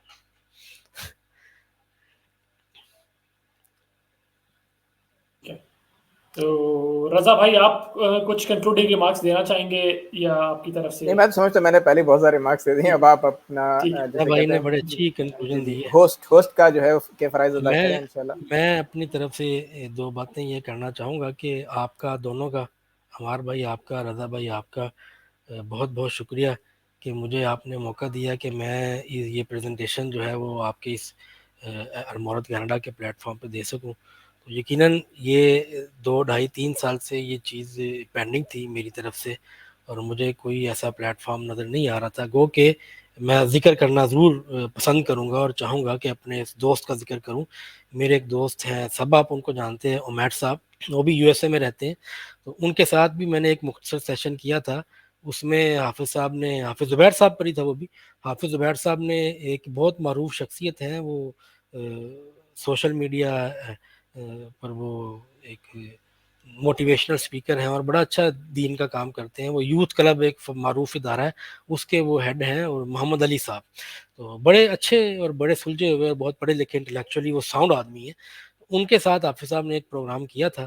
تو ان بیچاروں نے بھی جو ہے، علی بھائی نے پڑھا تو تھا نہیں غامدی صاحب کی فکر کو، تو زبیر صاحب نے اتنے ذہانت کے ساتھ پورٹریٹ کیا گاندھی صاحب کی فکر کو غلط، اور پھر اس کی تردید کی. علی بھائی تو متاثر ہو گئے. میں وہ پروگرام دیکھ کے پریشان ہوا. پھر میں نے عمیر بھائی کے ساتھ بیٹھ کے اس پروگرام کو کیا. وہ 3 ایپیسوڈز ہیں. اس میں بھی حافظ صاحب نے یہی حرکت کی ہے کہ سارا کا سارا موقف گاندھی صاحب کا ڈسٹارٹ کر دیا. تو پھر میں نے علی بھائی کو، میں بھی متاثر ہو گیا تھا اس ایپیسوڈ سے. ہاں جی ویڈیو پروگرام ہے تو اس کا بھی ہم لنک ڈال دیتے ہیں اس میں. تو اس پر تو میں نے علی بھائی کو پرسنلی توجہ بھی دلائی تھی کہ یار یہ سن لیں، وہ سارا کا سارا کام غلط ہو گیا ہے. تو میں بہت شکر گزار ہوں کہ آپ نے مجھے موقع دیا کہ یہ میں پروگرام کر سکوں. بہت بہت شکریہ آپ کا. تو ونس اگین بہت بہت شکریہ تمام ناظرین کا اور عاصم بھائی کا، رضا بھائی کا. آخر میں ایک چھوٹا سا پیغام دینا چاہوں گا کہ اس سیریز کا مقصد بیسیکلی اس کنفیوژن کو دور کرنا تھا کہ جو گاندھی صاحب کی فکر کے بارے میں ایک پیش کی جاتی ہے، اور صحیح یا غلط تو ایک بالکل ہی دوسری چیز ہے. یہاں پہ صحیح اور غلط کی ہم بات نہیں کرتے. یہاں پہ صرف بات یہ ہو رہی تھی کہ کیا اس موقف کو صحیح طریقے سے ریپرزینٹ کیا گیا ہے گاندھی صاحب کے موقف کو یا نہیں. تو ہمارا مقصد عاصم بھائی کو یہ پلیٹ فارم دینا تھا جس پہ وہ اپنی رائے رکھ سکیں آپ لوگوں کے سامنے. اور انہوں نے بہت ڈیٹیل میں، اب یقین کیجیے ہم سیشنز کے دوران میں سوال لکھ رہا ہوتا تھا کہ اس پہ یہ پاسبل سوال بنتا ہے، یہ پاسبل سوال بنتا ہے، لیکن یہ آلریڈی ان سوالات کے آنسر اپنی سیشن کے اندر ہی دے دیتے تھے. تو اتنی ڈیٹیل میں انہوں نے سوالات کے جوابات بھی دیے، پوری جو ہے چیپٹر کو ورڈ بائی ورڈ پڑھا ہے. تو اب یہ آپ لوگوں کے سامنے ہے. آپ لوگ اس سیشن کو کس طرح سے لیتے ہیں، اپنے کمنٹ سے، اپنی رائے سے ہمیں ضرور آگاہ کریں. انشاءاللہ پھر کسی سیریز میں اور کسی طرح کے ٹاپک کے ساتھ ہم لوگ آپ لوگوں سے دوبارہ ملاقات کریں گے. تب تک کے لیے اپنا خیال رکھیے. اللہ حافظ. اللہ حافظ.